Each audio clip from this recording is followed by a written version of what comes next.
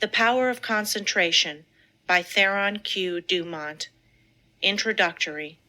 We all know that in order to accomplish a certain thing, we must concentrate. It is of the utmost value to learn how to concentrate. To make a success of anything, you must be able to concentrate your entire thought upon the idea you are working out. Do not become discouraged if you are unable to hold your thought on the subject very long at first. There are very few that can. It seems a peculiar fact that it is easier to concentrate on something that is not good for us than on something that is beneficial. This tendency is overcome when we learn to concentrate consciously. If you will just practice a few concentration exercises each day, you will find you will soon develop this wonderful power. Success is assured when you are able to concentrate, for you are then able to utilize for your good all constructive thoughts and shut out all the deconstructive ones. It is of the greatest value to be able to think only that which will be beneficial. Did you ever stop to think what an important part your thoughts, concentrated thoughts, play in your life? This book shows their far-reaching and all-abiding effects. These lessons you will find very practical. The exercises I have thoroughly tested. They are arranged so that you will notice an improvement from the very start, and this will give you encouragement. They point out ways in which you can help yourself. Man is a wonderful creature, but he must be trained and developed to be useful. A great work can be accomplished by every man if he can be awakened to do his very best. But the greatest man would not accomplish much if he lacked concentration and effort. Dwarfs can often do the work of giants when they are transformed by the almost magic power of great mental concentration. But giants will only do the work of dwarfs when they lack this power. We accomplish more by concentration than by fitness. The man that is apparently best suited for a place does not always fill it best. It is the man that concentrates on its every possibility that makes an art of both his work and his life. All your real advancement must come from your individual effort. This course of lessons will stimulate and inspire you to achieve success. It will bring you into perfect harmony with the laws of success. It will give you a firmer hold on your duties and responsibilities. The methods of thought concentration given in this work, if put into practice, will open up interior avenues that will connect you with the everlasting laws of being and their exhaustless foundation of unchangeable truth. As most people are very different, it is impossible to give instructions that will be of the same value to all.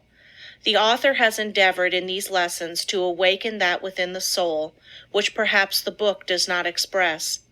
So study these lessons as a means of awakening and training that which is within yourself. Let all your acts and thoughts have the intensity and power of concentration. To really get the full benefit of these lessons, you should read a page, then close the book and thoughtfully recall its ideas. If you will do this, you will soon cultivate a concentrated mental habit, which will enable you to read with ordinary rapidity and remember all that you read. Lesson 1. Concentration finds the way. Everyone has two natures. One wants us to advance, and the other wants to pull us back. The one that we cultivate and concentrate on decides what we are at the end. Both natures are trying to gain control. The will alone decides the issue. A man by one supreme effort of the will may change his whole career and almost accomplish miracles. You may be that man. You can be, if you will to be, for will can find a way or make one. I could easily fill a book of cases where men plodding along in a matter-of-fact way were all at once aroused, and as if awakening from a slumber, they developed the possibilities within them, and from that time on were different persons. You alone can decide when the turning point will come. It is a matter of choice whether we allow our diviner self to control us, or whether we will be controlled by the brute within us. No man has to do anything he does not want to do. He is therefore the director of his life if he wills to be. What we are to do is the result of our training. We are like putty and can be completely controlled by our willpower. Habit is a matter of acquirement. You hear people say, "He comes by this or that naturally, a chip off the old block," meaning that he is the only one doing what his parents did. This is quite often the case, but there is no reason for it, for a person can break a habit just the moment he masters the I will. A man may have been a good-for-nothing all his life up to this very minute, but from this time on he begins to amount to something. Even old men have suddenly changed and accomplished wonders. "I lost my opportunity," says one. That may be true, but by sheer force of will, we can find a way to bring us another opportunity. There is no truth in the saying that opportunity knocks at our door but once in a lifetime. The fact is, opportunity never seeks us. We must seek it. What usually turns out to be one man's opportunity was another man's loss. In this day, one man's brain is matched against another's. It is often the quickness of brain action that determines the result. One man thinks, "I will do it," but while he procrastinates, the other goes ahead and does the work. They both have the same opportunity. The one will complain of his lost chance, but it should teach him a lesson, and it will, if he is seeking the path that leads to success. Many persons read good books, but they say they do not get much good out of them. They do not realize that all any book or any lesson course can do is to awaken them to their possibilities, to stimulate them to use their willpower. You may teach a person from now until doomsday, but that person will only know what he learns himself. You can lead him to the fountain, but you can't make him drink. One of the most beneficial practices I know of is that of looking for the good in everyone and everything, for there is good in all things. We encourage a person by seeing his good qualities, and we also help ourselves by looking for them. We gain their good wishes, a most valuable asset sometimes. We get back what we give out. The time comes when most all of us need encouragement, need buoying up. So form the habit of encouraging others, and you will find it a wonderful tonic for both those encouraged and yourself, for you will get back encouraging and uplifting thoughts. Life furnishes us the opportunity to improve, but whether we do it or not depends upon how near we live up to what is expected of us. The first of each month, a person should sit down and examine the progress he has made. If he has not come up to expectations, he should discover the reason, and by extra exertion, measure up to what is demanded next time. Every time that we fall behind what we plan to do, we lose just so much, for that time is gone forever. We may find a reason for doing it, but most excuses are poor substitutes for action. Most things are possible. Ours may be a hard task, but the harder the task, the greater the reward. It is the difficult things that really develop us. Anything that requires only a small effort utilizes very few of our faculties and yields a scanty harvest of achievement. So do not shrink from a hard task, for to accomplish one of these will often bring us more good than a dozen lesser triumphs. I know that every man that is willing to pay the price can be a success. The price is not in money, but in effort. The first essential quality for success is the desire to do, to be something. The next thing is to learn how to do it. The next to carry it into execution. The man that is the best able to accomplish anything is the one with a broad mind, the man that has acquired knowledge, that may, it is true, be foreign to this particular case, but is nevertheless of some value in all cases. So the man that wants to be successful must be liberal. He must acquire all the knowledge that he can. He must be well posted not only in one branch of his business, but in every part of it. Such a man achieves success. The secret of success is to try always to improve yourself, no matter where you are or what your position. Learn all you can. Don't see how little you can do, but how much you can do. Such a man will always be in demand, for he establishes the reputation of being a hustler. There is always room for him because progressive firms never let a hustler leave their employment if they can help it. The man that reaches the top is the gritty, plucky, hard worker, and never the timid, uncertain, slow worker. An untried man is seldom put in a position of responsibility and power.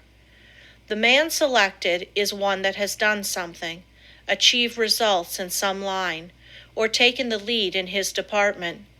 He is placed there because of his reputation of putting vigor and virility into his efforts, and because he has previously shown that he has pluck and determination. The man that is chosen at the crucial time is not usually a genius.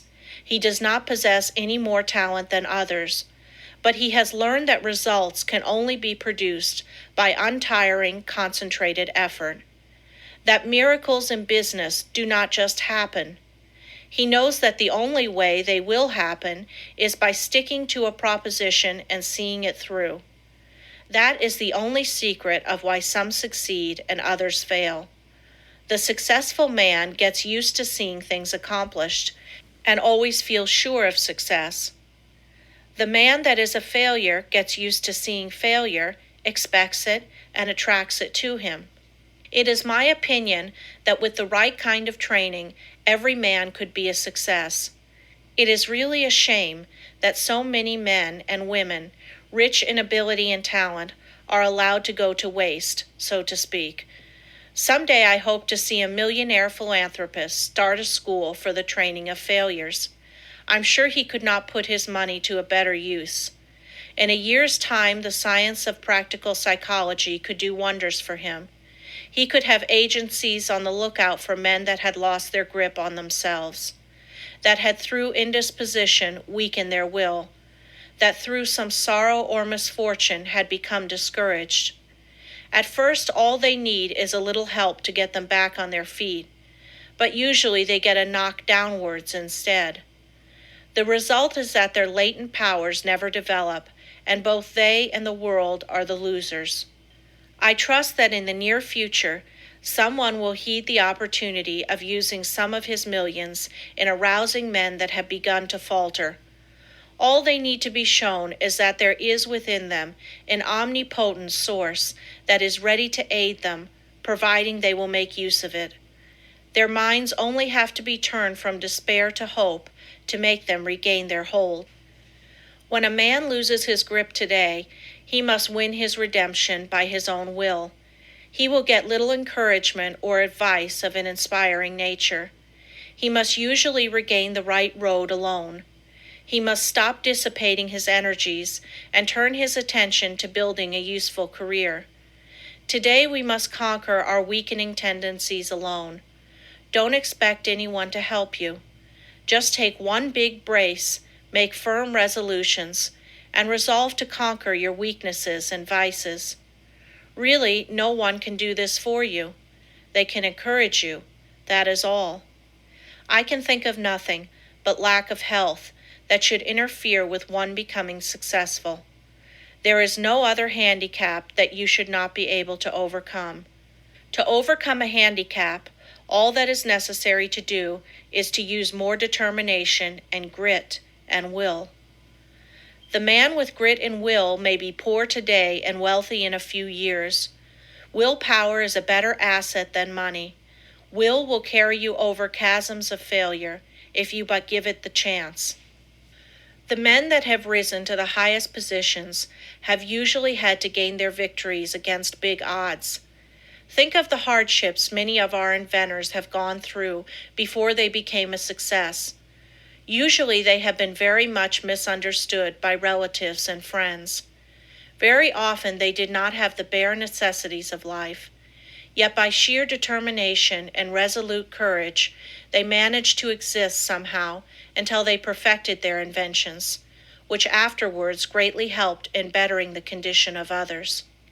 Everyone really wants to do something, but there are very few that will put forth the needed effort to make the necessary sacrifice to secure it. There is only one way to accomplish anything, and that is to go ahead and do it. A man may accomplish almost anything today if he just sets his heart on doing it and lets nothing interfere with his progress. Obstacles are quickly overcome by the man that sets out to accomplish his heart's desire. The bigger the man, the smaller the obstacle appears. The smaller the man, the greater the obstacle appears. Always look at the advantage you gain by overcoming obstacles, and it will give you the needed courage for their conquest. Do not expect that you will always have easy sailing. Parts of your journey are likely to be rough. Don't let the rough places put you out of commission. Keep on with the journey. Just the way you weather the storm shows what material you are made of. Never sit down and complain of the rough places, but think how nice the pleasant stretches were. View with delight the smooth plains that are in front of you. Do not let a setback stop you. Think of it as a mere incident that has to be overcome before you can reach your goal. Lesson 2. The Self-Mastery, Self-Direction Power of Concentration. Man, from a psychological standpoint of development, is not what he should be. He does not possess the self-mastery, the self-directing power of concentration that is his by right. He has not trained himself in a way to promote his self-mastery. Every balanced mind possesses the faculties whose chief duties are to engineer, direct, and concentrate the operations of the mind, both in a mental and physical sense. Man must learn to control not only his mind, but his bodily movements. When the controlling faculties, autonomic, are in an untrained condition, the impulses, passions, emotions, thoughts, actions, and habits of the person suffer from lack of regulation, and the procedure of mental concentration is not good, not because the mind is necessarily weak in the autonomic department of the faculties, but because the mind is not properly trained.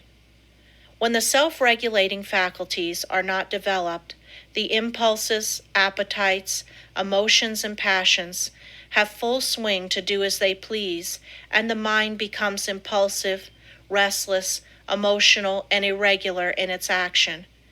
This is what makes mental concentration poor. When the self-guiding faculties are weak in development, the person always lacks the power of mental concentration. Therefore, you cannot learn to concentrate until you develop those very powers that qualify you to be able to concentrate. So if you cannot concentrate, one of the following is the cause. 1. Deficiency of the motor centers. 2. An impulsive and emotional mind. 3. An untrained mind.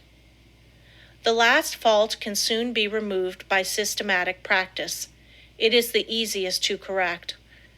The impulsive and emotional state of mind can best be corrected by restraining anger, passion and excitement, hatred, strong impulses, intense emotions, fretfulness, etc. It is impossible to concentrate when you are in any of these excited states. These can be naturally decreased by avoiding such food and drinks as have nerve-weakening or stimulating influences, or a tendency to stir up the passions, the impulses, and the emotions. It is a very good practice to watch and associate with those persons that are steady, calm, controlled, and conservative. Correcting the deficiency of the motor centers is harder because as the person's brain is undeveloped, he lacks willpower. To cure this takes some time. Persons so afflicted may benefit by reading and studying my course, The Mastermind, to be published by Advanced Thought Publishing Corporation, Chicago, Illinois. Many have the idea that when they get into a negative state, they are concentrating, but this is not so. They may be meditating, though not concentrating. Those that are in a negative state a good deal of the time cannot, as a rule, concentrate very well. They develop instead abstraction of the mind, or absence of mind. Their power of concentration becomes weaker, and they find it difficult to concentrate on anything. They very often injure the brain if they keep up this state. To be able to concentrate, you must possess strength of mind.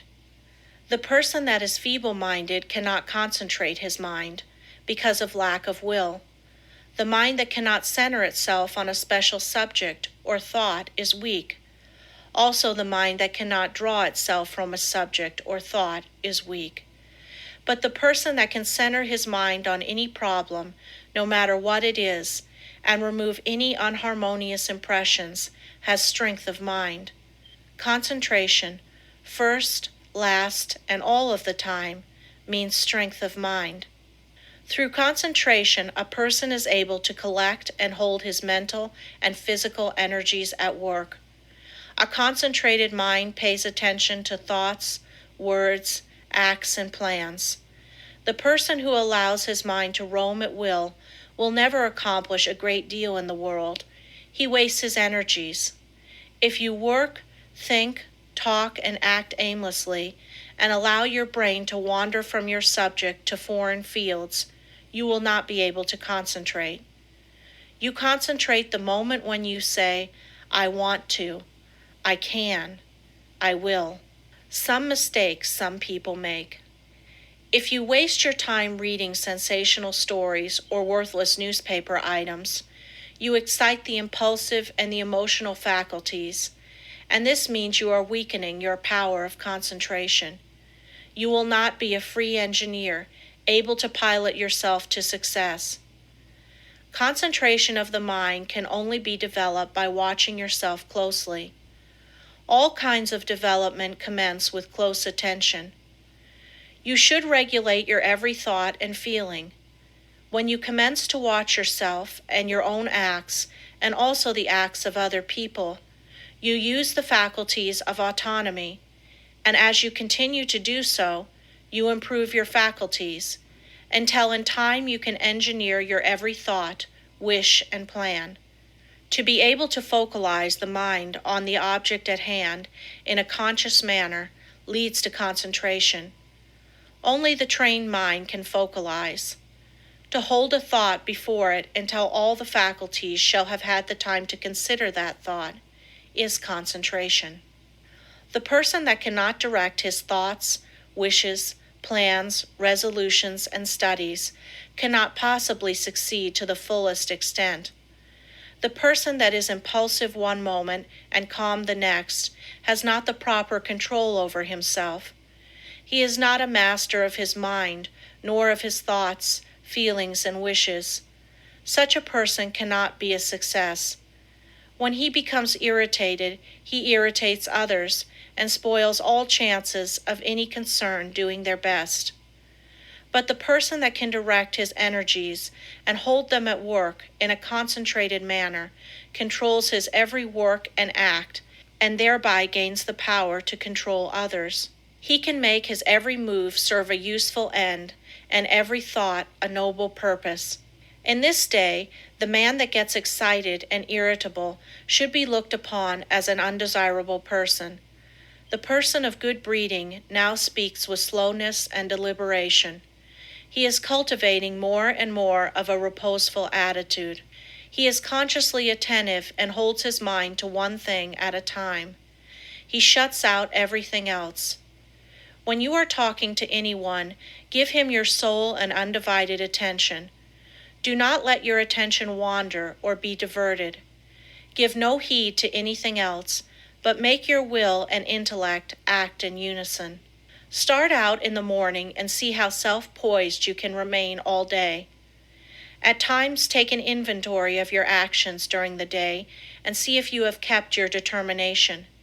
If not, see that you do tomorrow. The more self-poised you are, the better will your concentration be.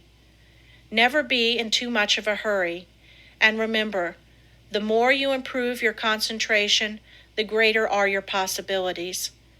Concentration means success, because you are better able to govern yourself and centralize your mind. You become more in earnest in what you do, and this almost invariably improves your chances for success. When you are talking to a person, have your own plans in mind. Concentrate your strength upon the purpose you are talking about. Watch his every move, but keep your own plans before you. Unless you do, you will waste your energy and not accomplish as much as you should. I want you to watch the next person you see that has the reputation of being a strong character, a man of force. Watch and see what a perfect control he has over his body. Then I want you to watch just an ordinary person. Notice how he moves his eyes, arms, fingers. Notice the useless expenditure of energy. These movements all break down the vital cells and lessen the person's power in vital and nerve directions. It is just as important for you to conserve your nerve forces as it is the vital forces. As an example, we see an engine going along the track very smoothly. Someone opens all the valves and the train stops. It is the same with you. If you want to use your full amount of steam, you must close your valves and direct your power of generating mental steam toward one end. Center your mind on one purpose, one plan, one transaction. There is nothing that uses up nerve force so quickly as excitement. This is why an irritable person is never magnetic. He is never admired or loved. He does not develop those finer qualities that a real gentleman possesses. Anger, sarcasm, and excitement weaken a person in this direction. The person that allows himself to get excited will become nervous in time, because he uses up his nerve forces and his vital energies. The person that cannot control himself and keep from becoming excited cannot concentrate. When the mind can properly concentrate, all the energy of every microscopic cell is directed into one channel, and then there is a powerful personal influence generated. Everyone possesses many millions of little trembling cells, and each one of these has a center where life and energy are stored up and generated. If this energy is not wasted, but conserved and controlled, this person is influential. But when it is the opposite, he is not influential or successful. Just as it is impossible for a steam engine to run with all its valves open, so it is impossible for you to waste your energy and run at your top speed. Each neuron in the gray layers of the brain is a psychic center of thought and action. Each one is pulsating an intelligent force of some kind. And when this force, your thoughts and motions, are kept in check by a conservative, systematic, and concentrated mind, the result will be magnetism, vitality, and health. The muscles, bones, ligaments, feet, hands, and nerves, etc., are agents for carrying out the mandates of the mind. The sole purpose of the volitional faculties is to move the physical mechanism as the energy travels along the wires of nerves and muscles.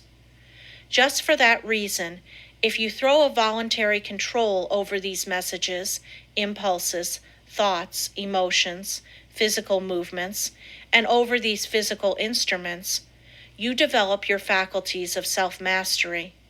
And to the extent you succeed here, in proportion, will you develop the power of concentration. Any exercise or work that excites the mind, stimulates the senses, calls the emotions and appetites into action, confuses, terrifies, or emotionalizes, weakens the power of concentration. This is why all kind of excitement is bad. This is the reason why persons who drink strong drinks, who allow themselves to get into fits of temper, who fight, who eat stimulating food, who sing and dance and thus develop their emotions, who are sudden, vehement, and emotional, lack the power to concentrate. But those whose actions are slower and directed by their intelligence develop concentration. Sometimes dogmatic, willful, excitable persons can concentrate, but it is spasmodic, erratic concentration, instead of controlled and uniform concentration. Their energy works by spells. Sometimes they have plenty, other times very little. It is easily excited, easily wasted. The best way to understand it is to compare it with the discharge of a gun.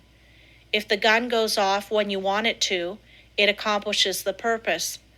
But if it goes off before you are ready for it, you will not only waste ammunition, but it is also likely to do some damage. That is just what most persons do. They allow their energy to explode, thus not only wasting it, but endangering others. They waste their power, their magnetism, and so injure their chance of success. Such persons are never well liked, and never will be until they gain control over themselves.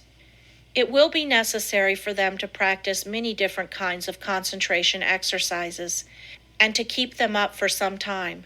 They must completely overcome their sudden erratic thoughts, and regulate their emotions and movements. They must from morning to night train the mind to be steady and direct, and keep the energies at work.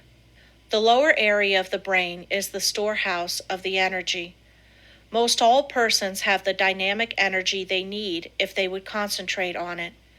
They have the machine, but they must also have the engineer, or they will not go very far. The engineer is the self-regulating, directing power. The person that does not develop his engineering qualities will not accomplish much in life. The good engineer controls his every act. All work assists in development. By what you do, you either advance or degenerate. This is a good idea to keep always in mind. When you are uncertain whether you should do something or not, just think whether by doing it you will grow or deteriorate, and act accordingly. I am a firm believer in work when you work and play when you play. When you give yourself up to pleasure, you can develop concentration by thinking of nothing else but pleasure. When your mind dwells on love, think of nothing but this, and you will find you can develop a more intense love than you ever had before. When you concentrate your mind on the you, or real self, and its wonderful possibilities, you develop concentration and a higher opinion of yourself. By doing this systematically, you develop much power, because you cannot be systematic without concentrating on what you are doing. When you walk out into the country and inhale the fresh air, studying vegetation, trees, etc., you are concentrating. When you see that you are at your place of business at a certain time each morning, you are developing steadiness of habit and becoming systematic. If you form the habit of being on time one morning, a little late the next, and still later the following one, you are not developing concentration. But whenever you fix your mind on a certain thought and hold your mind on it at successive intervals, you develop concentration. If you hold your mind on some chosen object, you centralize your attention, just like the lens of the camera centralizes on a certain landscape. Therefore, always hold your mind on what you are doing, no matter what it is. Keep a careful watch over yourself, for unless you do, your improvement will be very slow. Practice inhaling long, deep breaths, not simply for the improvement of health, although that is no small matter, but also for the purpose of developing more power, more love, more life. All work assists in development. You may think it foolish to try to develop concentration by taking muscular exercises, but you must not forget that the mind is associated with muscle and nerve. When you steady your nerves and muscles, you steady your mind, but let your nerves get out of order and your mind will become erratic, and you will not possess the power of direction, which in other words is concentration. Therefore you understand how important exercises that steady the nerves and muscles are in developing concentration. Everyone is continually receiving impulses that must be directed and controlled if one is to lead a successful life. That is the reason why a person must control the movements of his eyes, feet, fingers, etc. This is another reason why it is important to control his breathing. The slow, deep, prolonged exhalations are of wonderful value. They steady the circulation, the heart action, muscles and nerves of the mind. If the heart flutters, the circulation is not regular, and when the lung action is uneven, the mind becomes unsteady and not fit for concentration. This is why controlled breathing is very important as a foundation for physical health. You must not only concentrate your mind, but also the action of the eyes, ears, and fingers.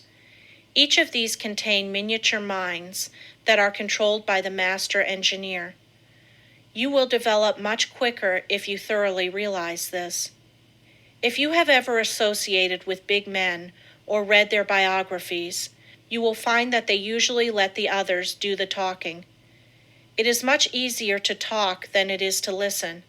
There is no better exercise for concentration than to pay close attention when someone is talking. Besides learning from what they have to say, you may develop both mental and physical concentration.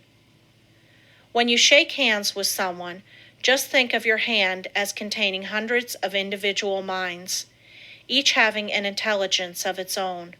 When you put this feeling into your handshake, it shows personality. When you shake hands in a listless way, it denotes timidity, lack of force, and power of personality. When the hand grip is very weak and stiff, the person has little love in his nature, no passion, and no magnetism. When the handshake is just the opposite, you will find that the nature is also.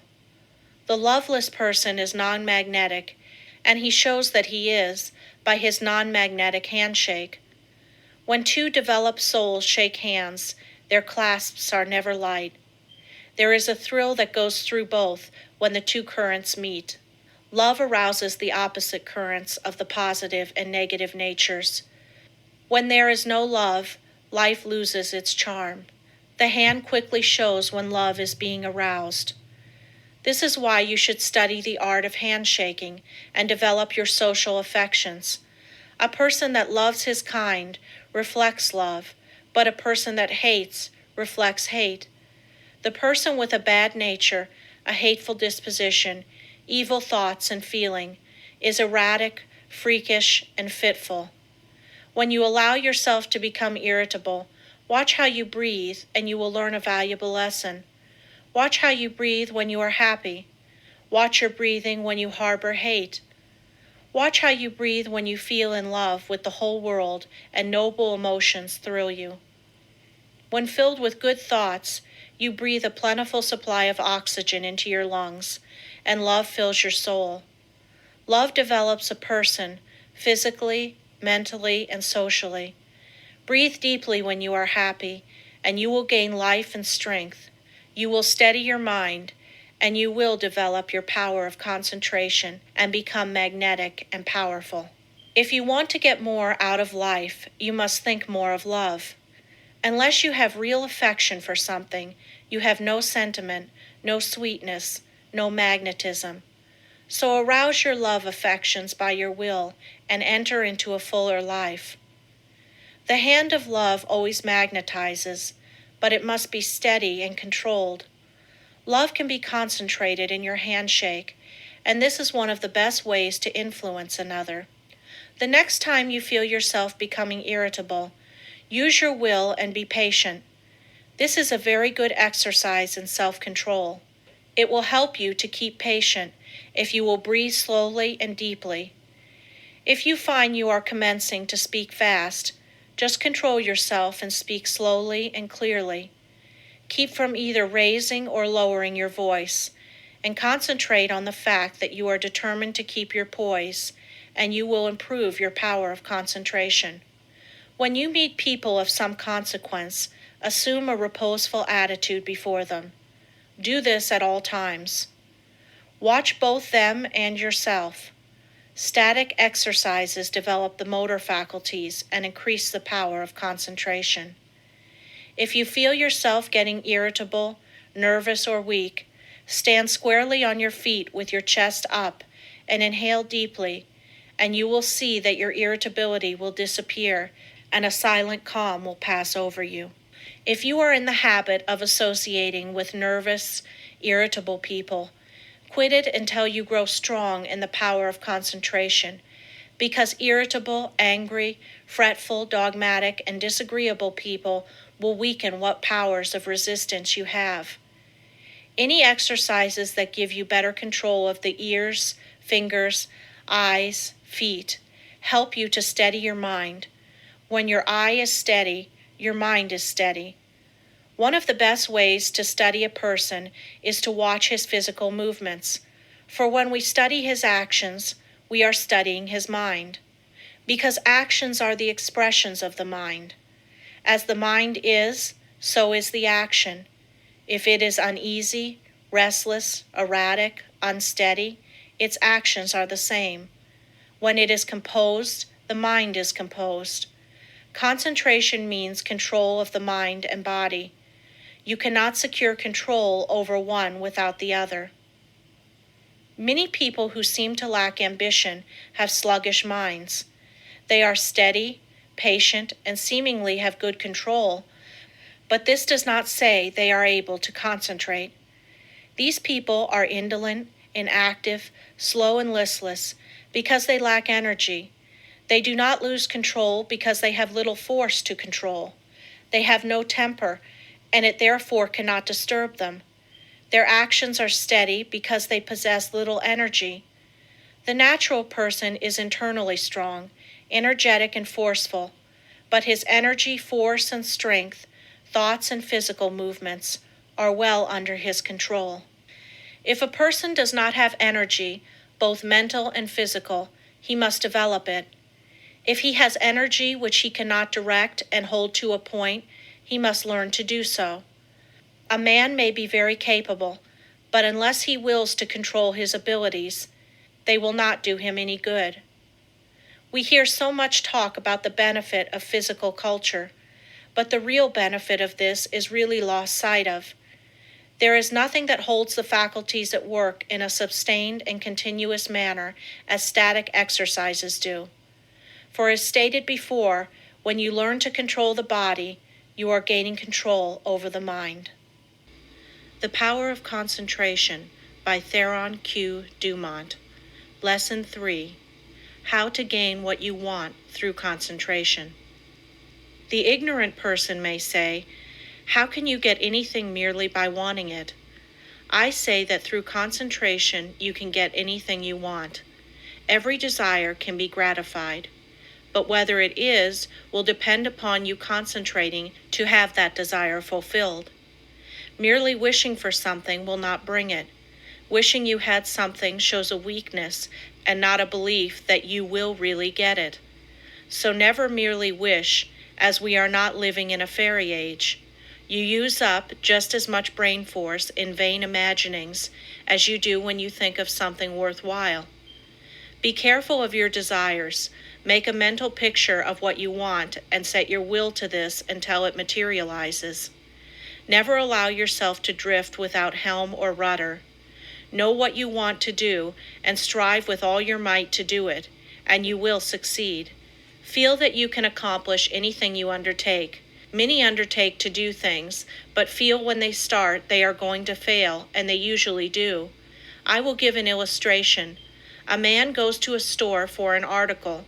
The clerk says, "I'm sorry, we do not have it."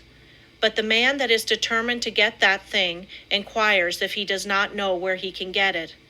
Again receiving an unsatisfactory answer, the determined buyer consults the manager, and finally he finds where the article can be bought. That is the whole secret of concentrating on getting what you want. And remember, your soul is a center of all power, and you can accomplish what you will to. "I'll find a way or make one" is the spirit that wins. I know a man that is now head of a large bank. He started there as a messenger boy. His father had a button made for him with a P on it and put it on his coat.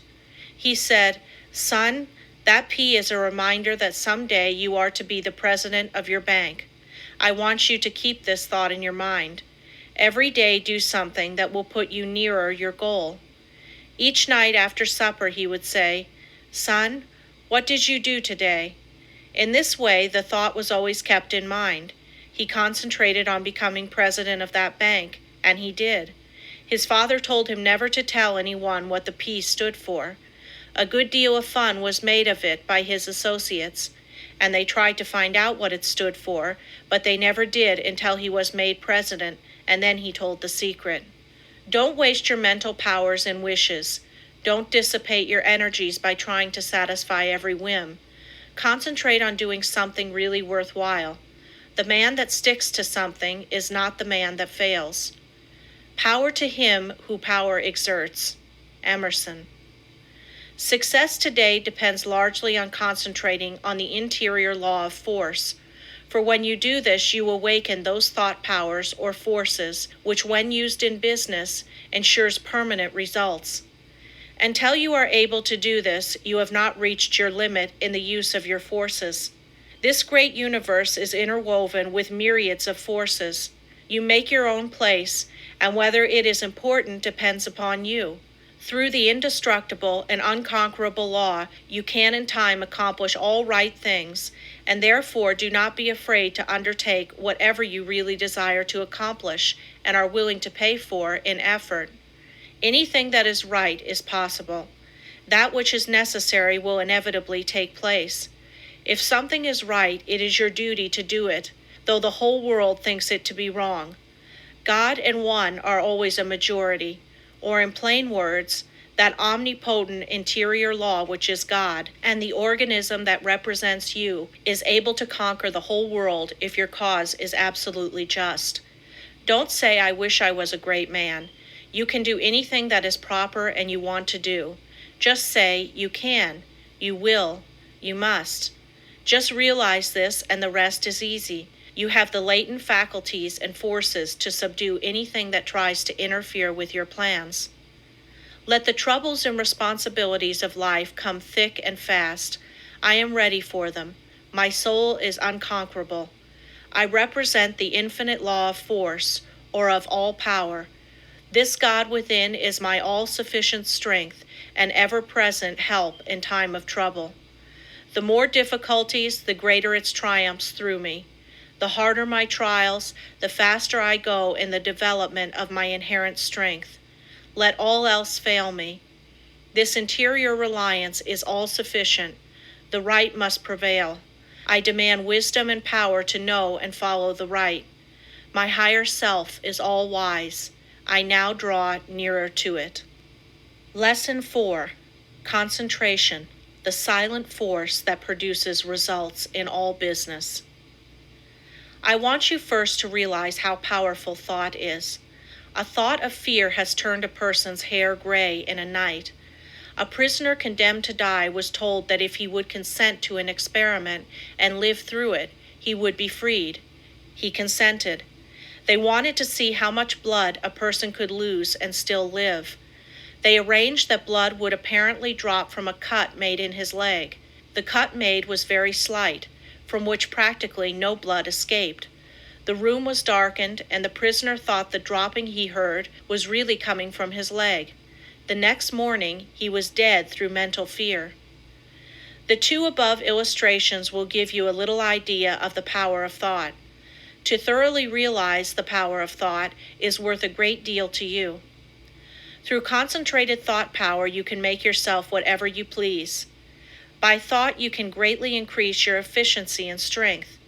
You are surrounded by all kinds of thoughts, some good, others bad, and you are sure to absorb some of the latter if you do not build up a positive mental attitude. If you will study the needless moods of anxiety, worry, despondency, discouragement, and others that are the result of uncontrolled thoughts, you will realize how important the control of your thoughts are. Your thoughts make you what you are. When I walk along the street and study the different people's faces, I can tell how they spent their lives.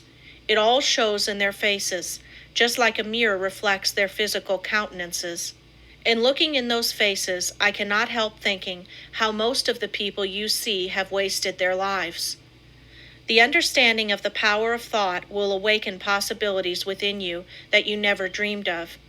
Never forget that your thoughts are making your environment, your friends, and as your thoughts change, these will also. Is this not a practical lesson to learn? Good thoughts are constructive.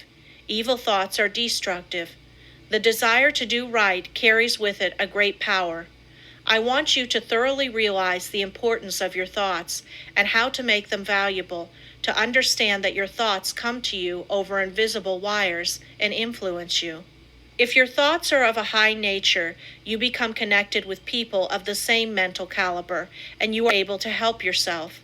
If your thoughts are tricky, you will bring tricky people to deal with you, who will try to cheat you.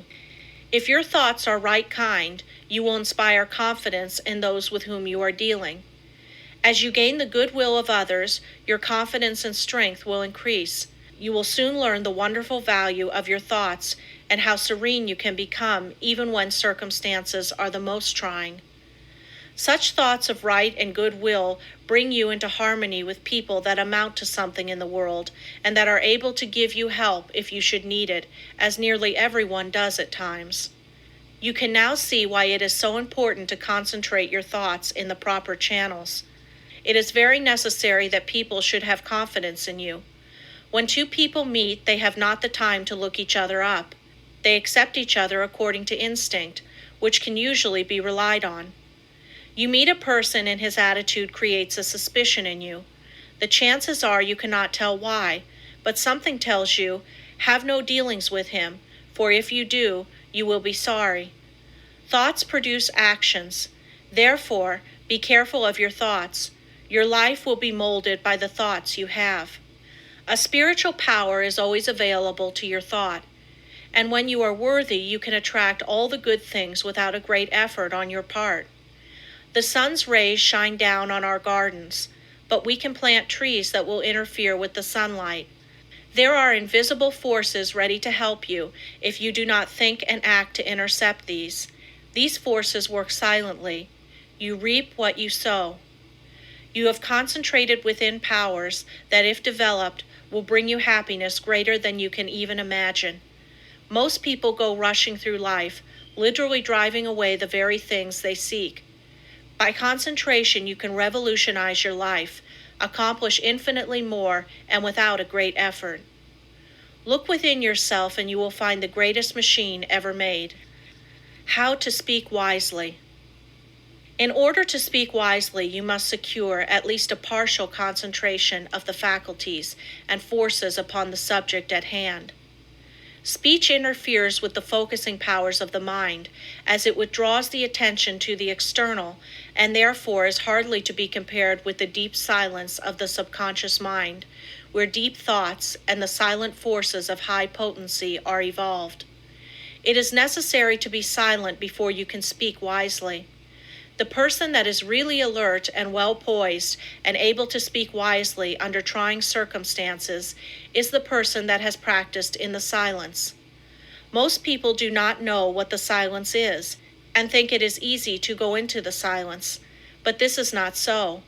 In the real silence, we become attached to that interior law and the forces become silent because they are in a state of high potency, or beyond the vibratory sounds to which our external ears are attuned.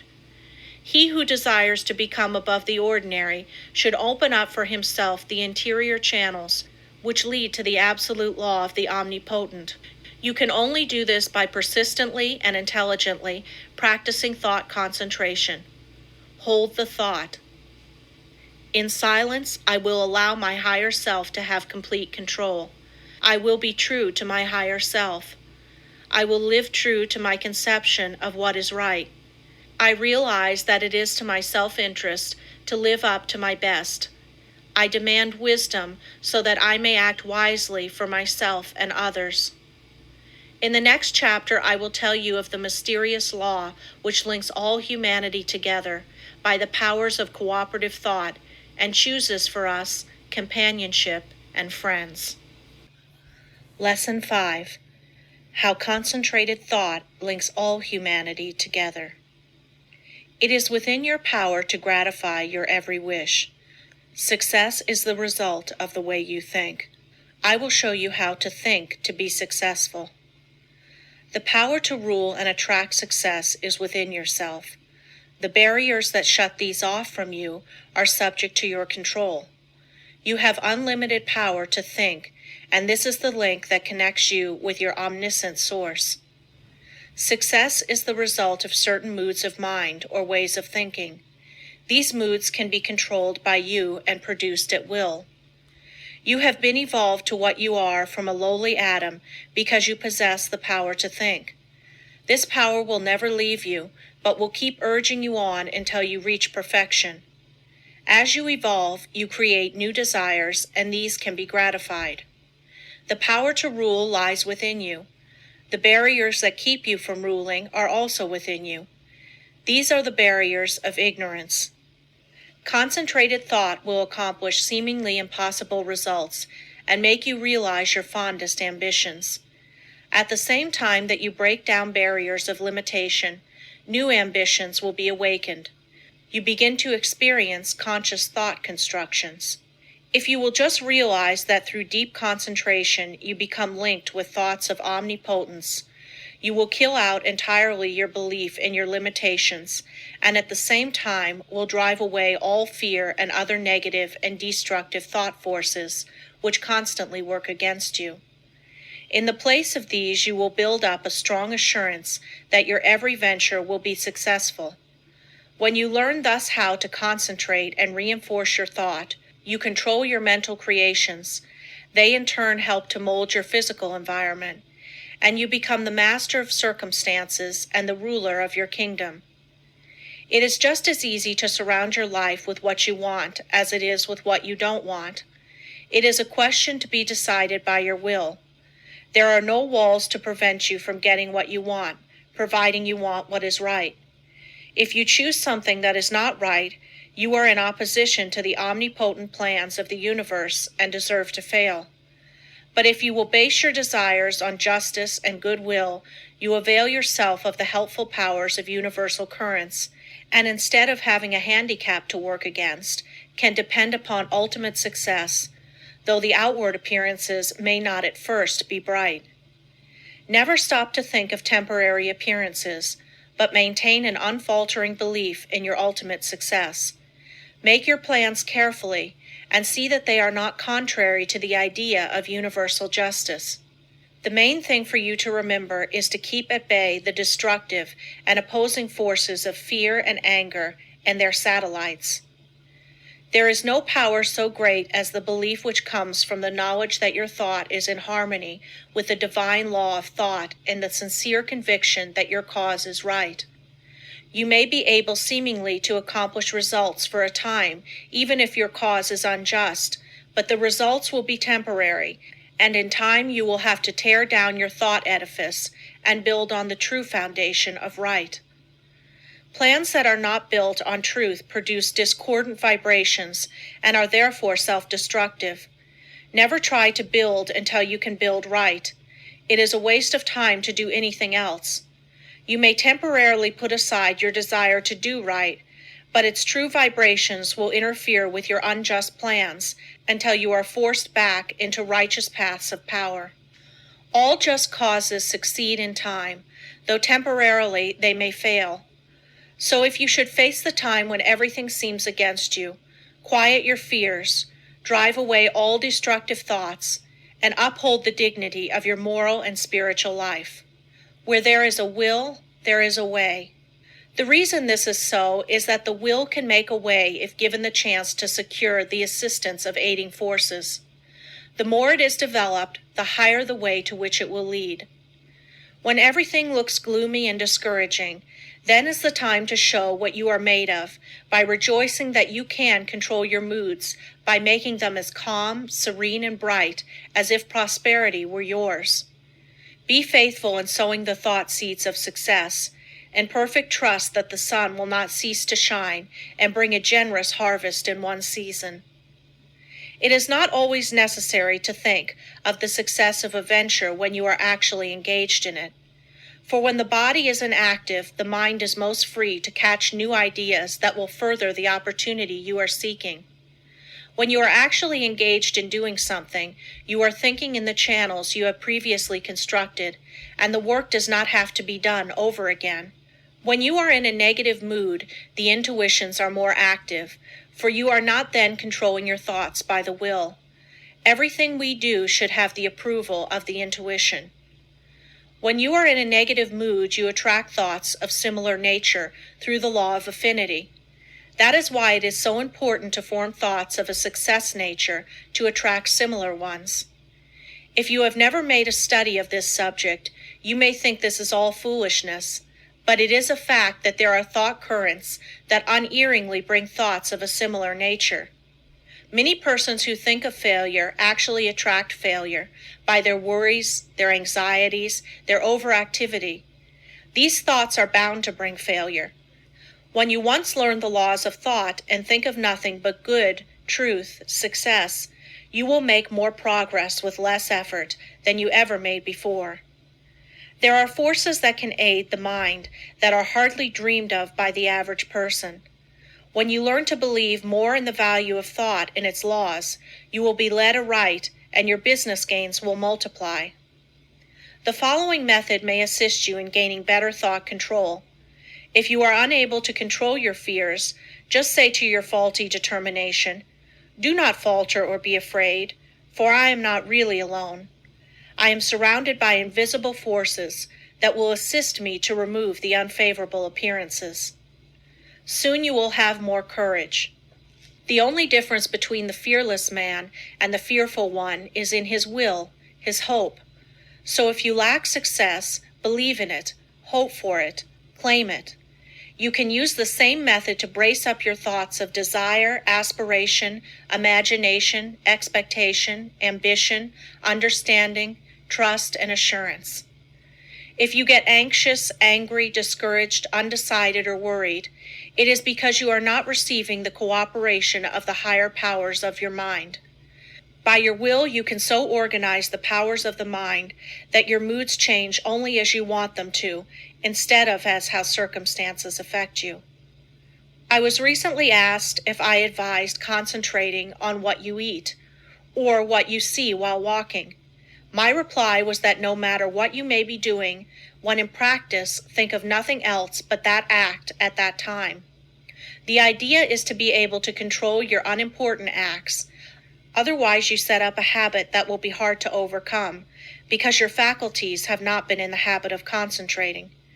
Your faculties cannot be disorganized one minute and organized the next. If you allow the mind to wander while you are doing small things, it will be likely to get into mischief and make it hard to concentrate on the important act when it comes. The man that is able to concentrate is the happy, busy man. Time does not drag with him. He always has plenty to do. He does not have time to think over past mistakes, which would make him unhappy. If despite our discouragement and failures, we claim our great heritage, life and truth and force, like an electric current, will permeate our lives until we enter into our birthright in eternity. The will does not act with clearness, decision, and promptness unless it is trained to do so. There are comparatively few that really know what they are doing every minute of the day. This is because they do not observe with sufficient orderliness and accuracy to know what they are doing. It is not difficult to know what you are doing all the time, if you will just practice concentration with a reposeful deliberation, and train yourself to think clearly, promptly, and decisive. If you allow yourself to worry or hurry in what you are doing, this will not be clearly photographed upon the sensitized plate of the subjective mind, and you therefore will not be really conscious of your actions. So practice accuracy and concentration of thought, and also absolute truthfulness, and you will soon be able to concentrate. Lesson 6. The training of the will to do. The will to do is the greatest power in the world that is concerned with human accomplishment, and no one can, in advance, determine its limits. The things that we do now would have been a few years ago impossibilities. Today the safe maxim is, all things are possible. The will to do is a force that is strictly practical, yet it is difficult to explain just what it is. It can be compared to electricity because we know it only through its cause and effects. It is a power we can direct, and to just the extent we direct it do we determine our future. Every time you accomplish any definite act, consciously or unconsciously, you use the principle of the will. You can will to do anything, whether it is right or wrong, and therefore the way you use your will makes a big difference in your life. Every person possesses some will to do.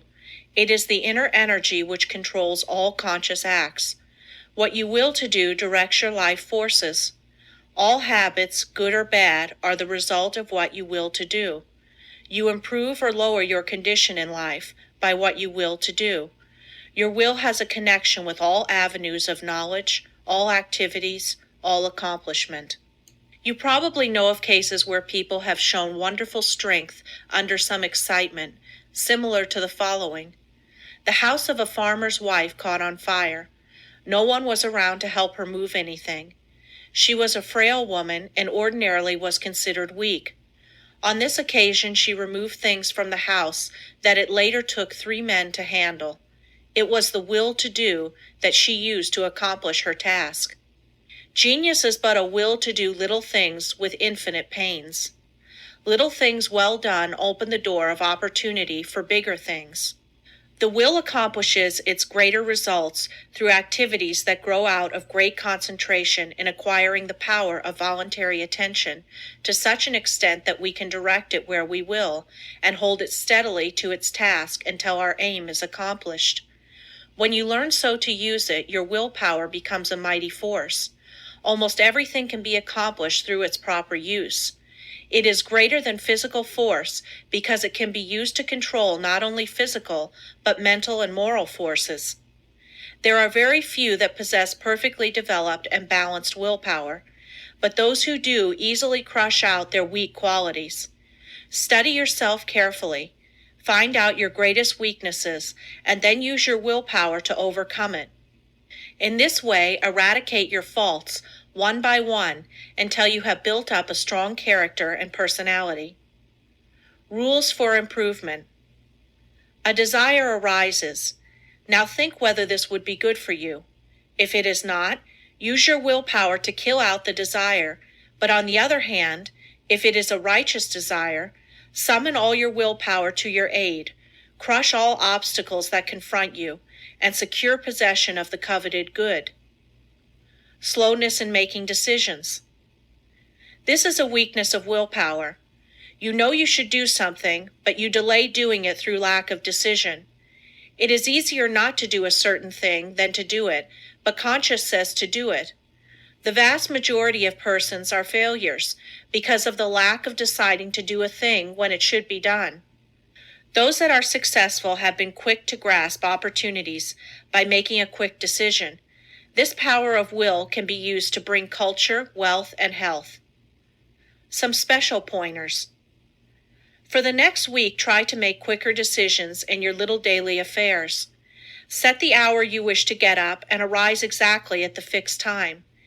Anything that you should accomplish, do on or ahead of time. You want, of course, to give due deliberation to weighty matters, but by making quick decisions on little things, you will acquire the ability to make quick decisions in bigger things.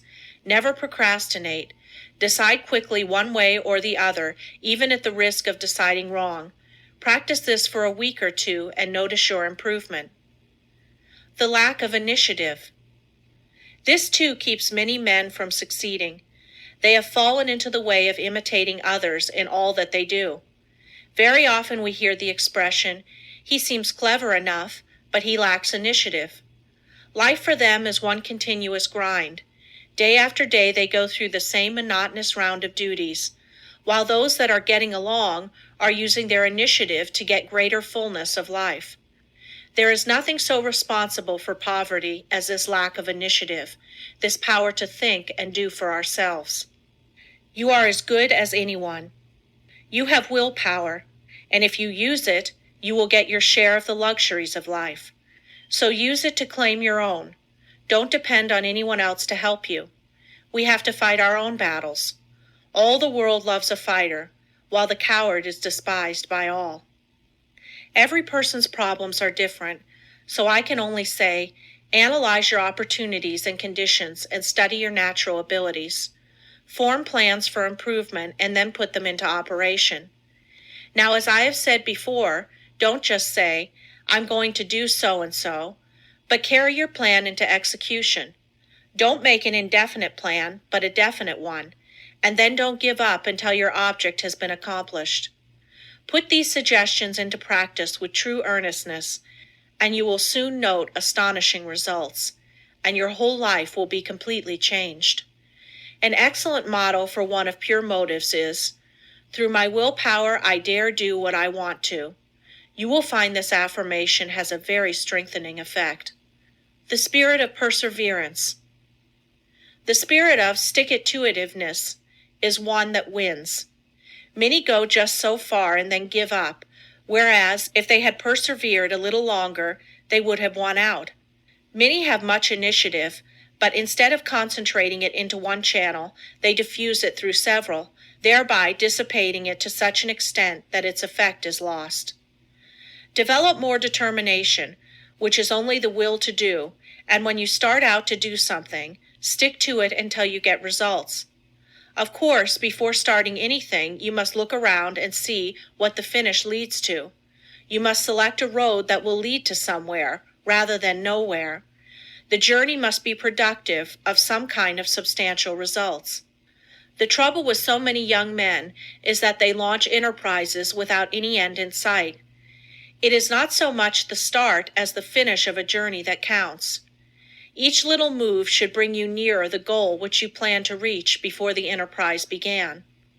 Lack of perseverance is nothing but the lack of the will to do.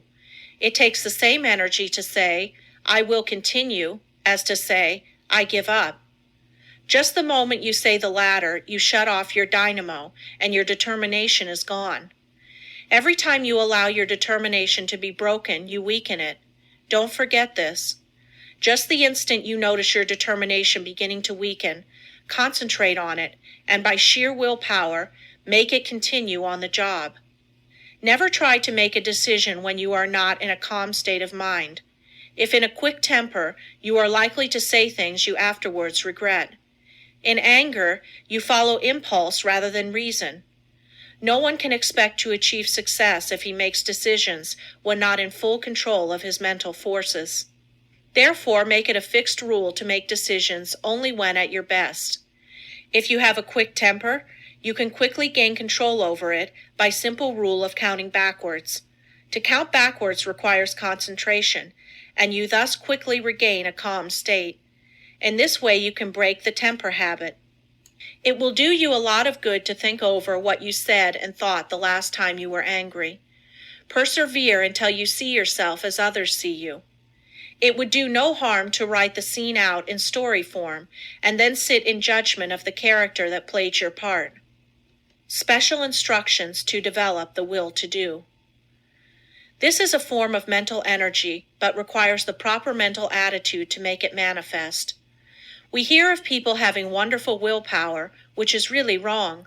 It should be said that they use their willpower, while with many it is a latent force. I want you to realize that no one has a monopoly on willpower. There is plenty for all. What we speak of as willpower is but the gathering together of mental energy, the concentration power at one point. So never think of that person as having a stronger will than yours. Each person will be supplied with just that amount of willpower that he demands. You don't have to develop willpower if you constantly make use of all you have, and remember the way in which you use it determines your fate, for your life is molded to a great extent by the use you make of your will.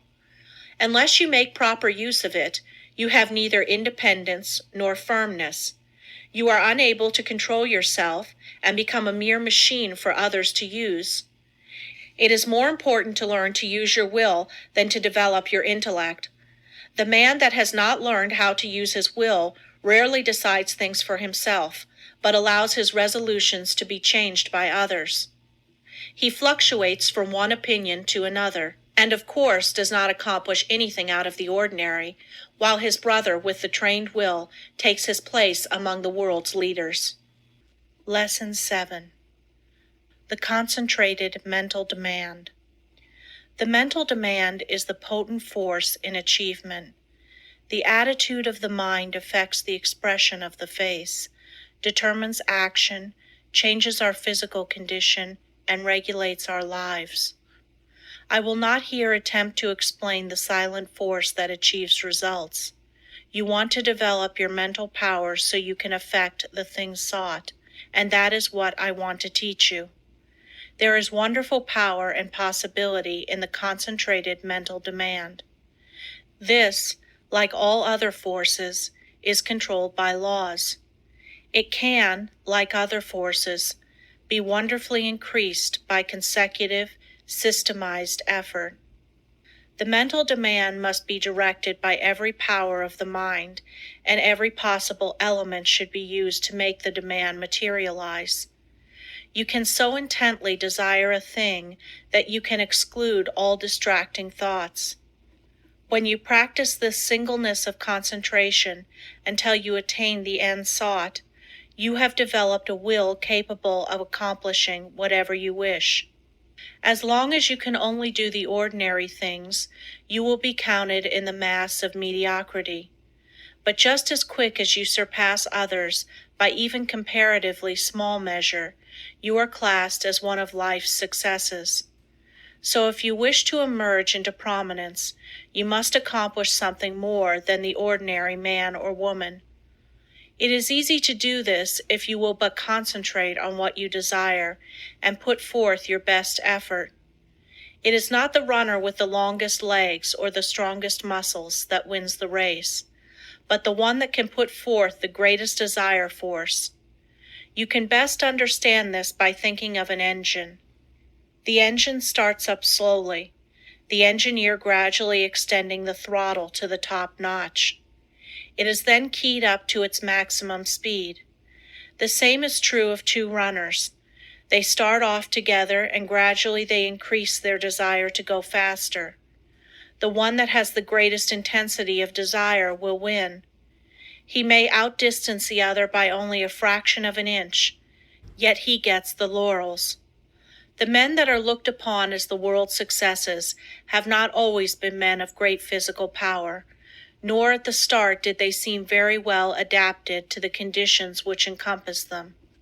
In the beginning, they were not considered men of superior genius, but they won their success by their resolution to achieve results in their undertakings, by permitting no setback to dishearten them, no difficulties to daunt them. Nothing could turn them or influence them against their determination. They never lost sight of their goal. In all of us there is this silent force of wonderful power. If developed, it can overcome conditions that would seem insurmountable. It is constantly urging us on to greater achievement.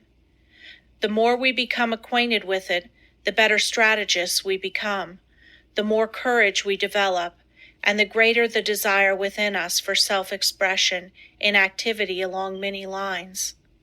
No one will ever be a failure if he becomes conscious of this silent force within that controls his destiny.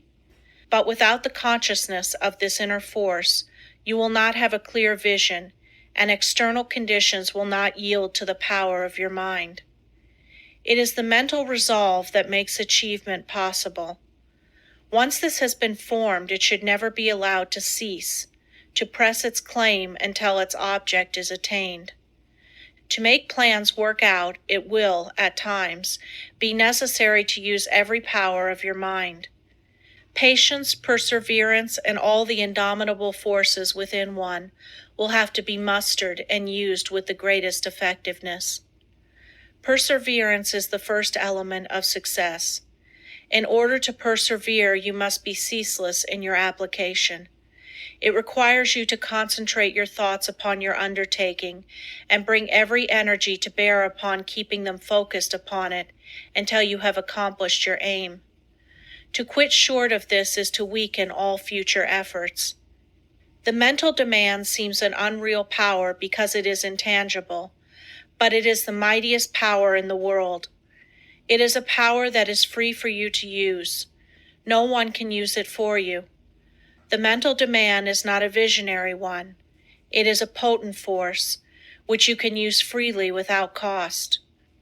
When you are in doubt, it will counsel you. It will guide you when you are uncertain. When you are in fear, it will give you courage. It is the motive power which supplies the energies necessary to the achievement of the purpose. You have a large storehouse of possibilities. The mental demand makes possibilities realities. It supplies everything necessary for the accomplishment. It selects the tools and instructs how to use them. It makes you understand the situation. Every time you make a mental demand, you strengthen the brain centers by drawing to you external forces. Few realize the power of a mental demand. It is possible to make your demand so strong that you can impart what you have to say to another without speaking to him. Have you ever, after planning to discuss a certain matter with a friend, had the experience of having him broach the subject before you had a chance to speak of it? Have you ever, in a letter, made a suggestion to a friend that he carried out before your letter reached him? Have you ever wanted to speak to a person who, just then walked in or telephoned? I have had many such responses to thought, and you and your friends have doubtless experienced them too. These two things are neither coincidences nor accidents, but are the results of mental demand launched by strong concentration. The person that never wants anything gets little. To demand resolutely is the first step toward getting what you want. The power of the mental demand seems absolute, the supply illimitable. The mental demand projects itself and causes to materialize the conditions and opportunities needed to accomplish the purpose. Do not think I overestimate the value of the mental demand. It brings the fuller life if used for only righteous purposes. Once the mental demand is made, however, never let it falter. If you do, the current that connects you with your desire is broken. Take all the necessary time to build a firm foundation, so that there need not be even an element of doubt to creep in. Just the moment you entertain doubt, you lose some of the demand force, and force once lost is hard to regain. So whenever you make a mental demand, hold steadfastly to it until your need is supplied. I want to repeat again that power of mental demand is not a visionary one. It is concentrated power only, and can be used by you. It is not supernatural power, but requires a development of the brain centers. The outcome is sure when it is given with a strong, resolute determination. No person will advance to any great extent unless he recognizes this force within him. If you have not become aware of it, you have not made very much of a success of your life. It is this something that distinguishes that man from other men. It is this subtle power that develops strong personality. If you want a great deal, you must demand a great deal. Once you make your demand, anticipate its fulfillment. It depends upon us. We are rewarded according to our efforts. The power of mental demand can bring us what we want. We become what we determine to be. We control our destiny. Get the right mental attitude, then in accordance with your ability, you can gain success. And every man of average ability, the ordinary man that you see about you, can be really successful, independent, free of worry, his own master, if he can manage to do just two things. First, remain forever dissatisfied with what he is doing and what he has accomplished. Second, develop in his mind a belief that the word impossible was not intended for him. build up in his mind the confidence that enables the mind to use its power. Many, especially the older men, will ask, how can I build up that self-confidence in my brain? How can I, after months and years of discouragement, of dull plodding, suddenly conceive and carry out a plan for doing something that will make life worthwhile and change the monotonous routine? How can a man get out of a rut after he has been in it for years and has settled down to the slow jog trot that leads to the grave? The answer is the thing can be done, and millions have done it. One of the names most honored among the great men of France is that of Littré, who wrote and compiled the great French dictionary, a monument of learning. He is the man whose place among the 40 immortals of France was taken by the great Pasteur when the latter was elected to the Academy.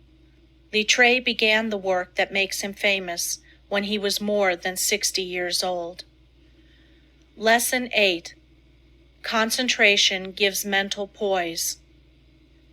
You will find that the man that concentrates is well poised, whereas the man that allows his mind to wander is easily upset. When in this state, wisdom does not pass from the subconscious storehouse into the consciousness. There must be mental quiet before the two consciousnesses can work in harmony.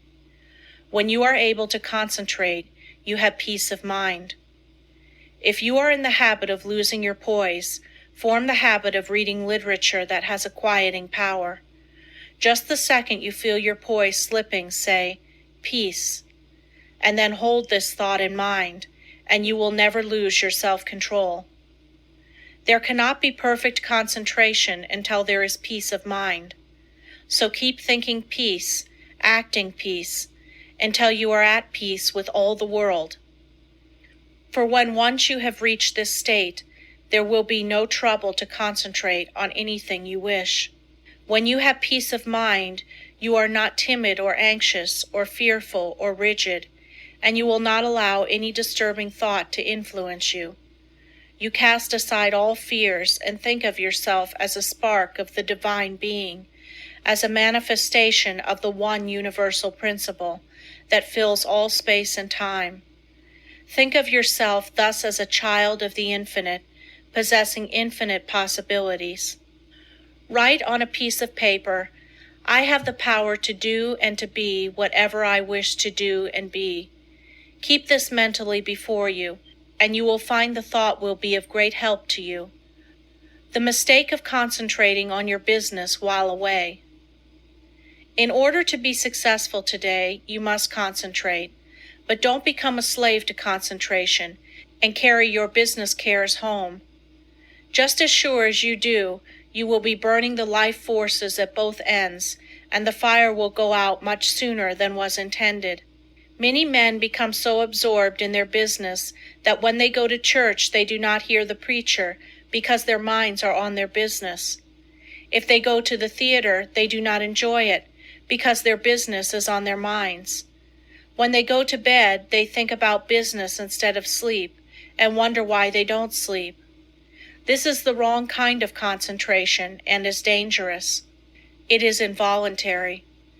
When you are unable to get anything out of your mind, it becomes unwholesome, as any thought held continuously causes weariness of the flesh. It is a big mistake to let a thought rule you instead of ruling it. He who does not rule himself is not a success. If you cannot control your concentration, your health will suffer. So never become so absorbed with anything that you cannot lay it aside and take up another. This is self-control. Concentration is paying attention to a chosen thought. Everything that passes before the eye makes an impression on the subconscious mind, but unless you pay attention to some certain thing, you will not remember what you saw. For instance, if you walk down a busy street without seeing anything that attracted your particular attention, you could not recall anything you saw.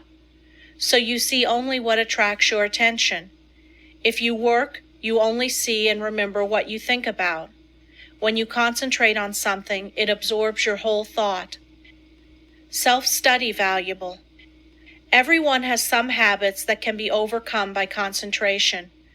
We will say, for instance, you are in the habit of complaining or finding fault with yourself or others, or imagining that you do not possess the ability of others, or feeling that you are not as good as someone else, or that you cannot rely on yourself, or harboring any similar thoughts or thoughts of weakness. These should be cast aside, and instead thoughts of strength should be put in their place. Just remember, every time you think of yourself as being weak, in some way you are making yourself so by thinking you are. Our mental conditions make us what we are. Just watch yourself and see how much time you waste in worrying, fretting, and complaining. The more of it you do, the worse off you are. Just the minute you are aware of thinking a negative thought, immediately change to a positive one. If you start to think of failure, change to thinking of success. You have the germ of success within you. Care for it the same as the setting hen broods over the eggs, and you can make it a reality.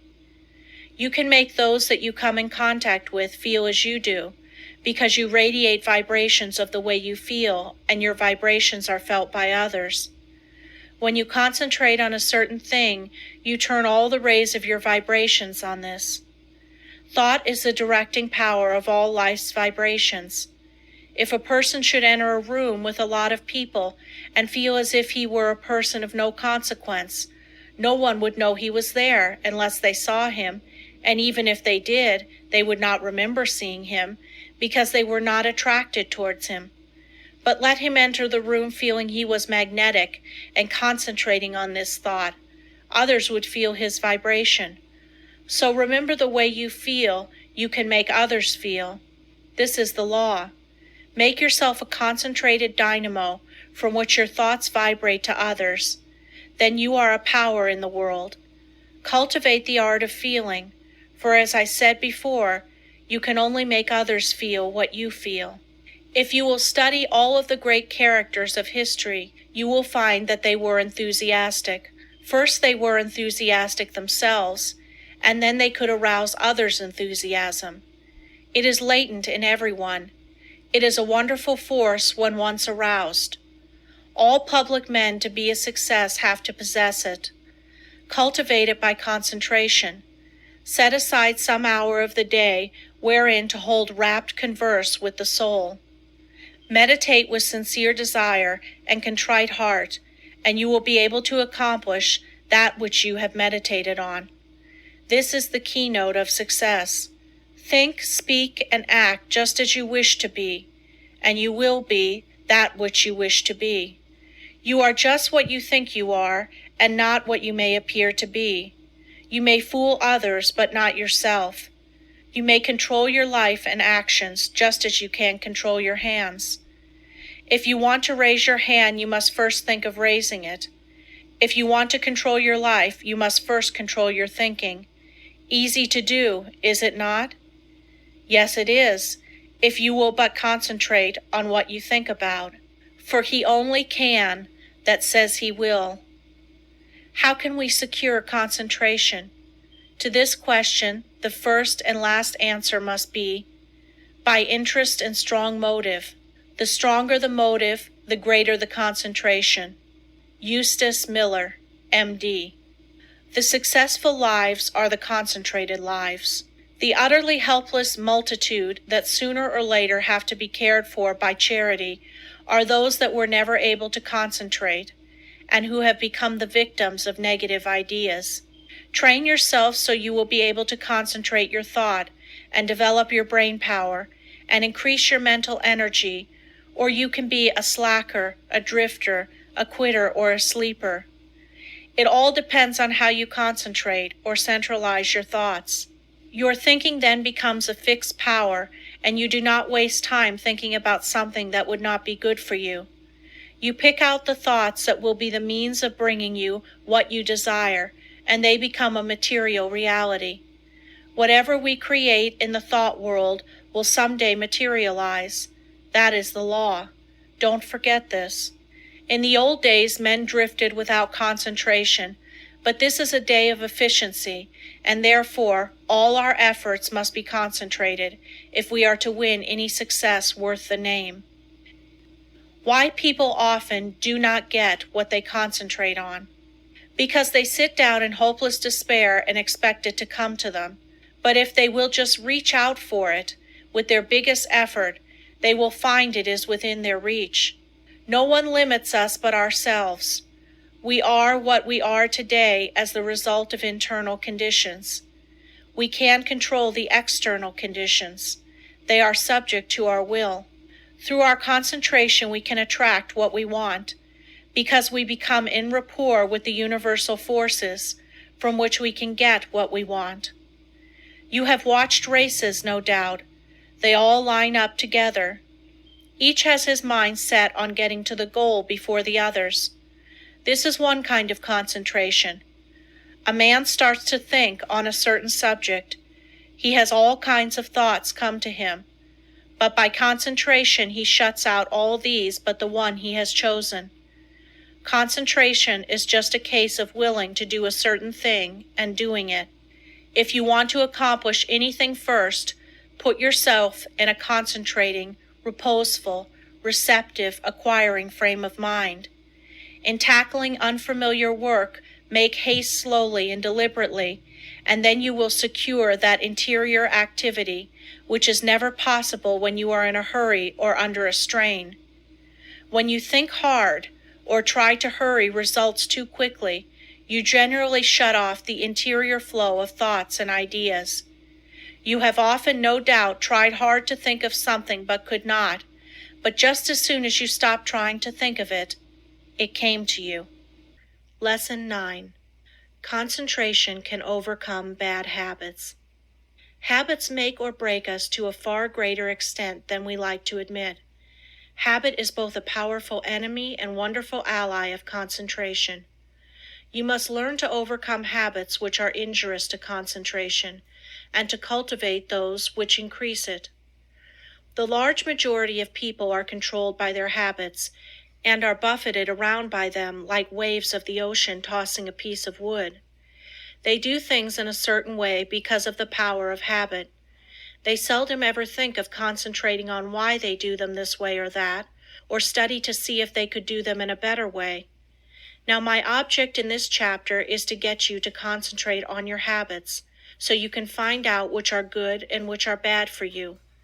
You will find that by making a few needed changes, you can make even those that are not good for you of service. The good habits you can make much better.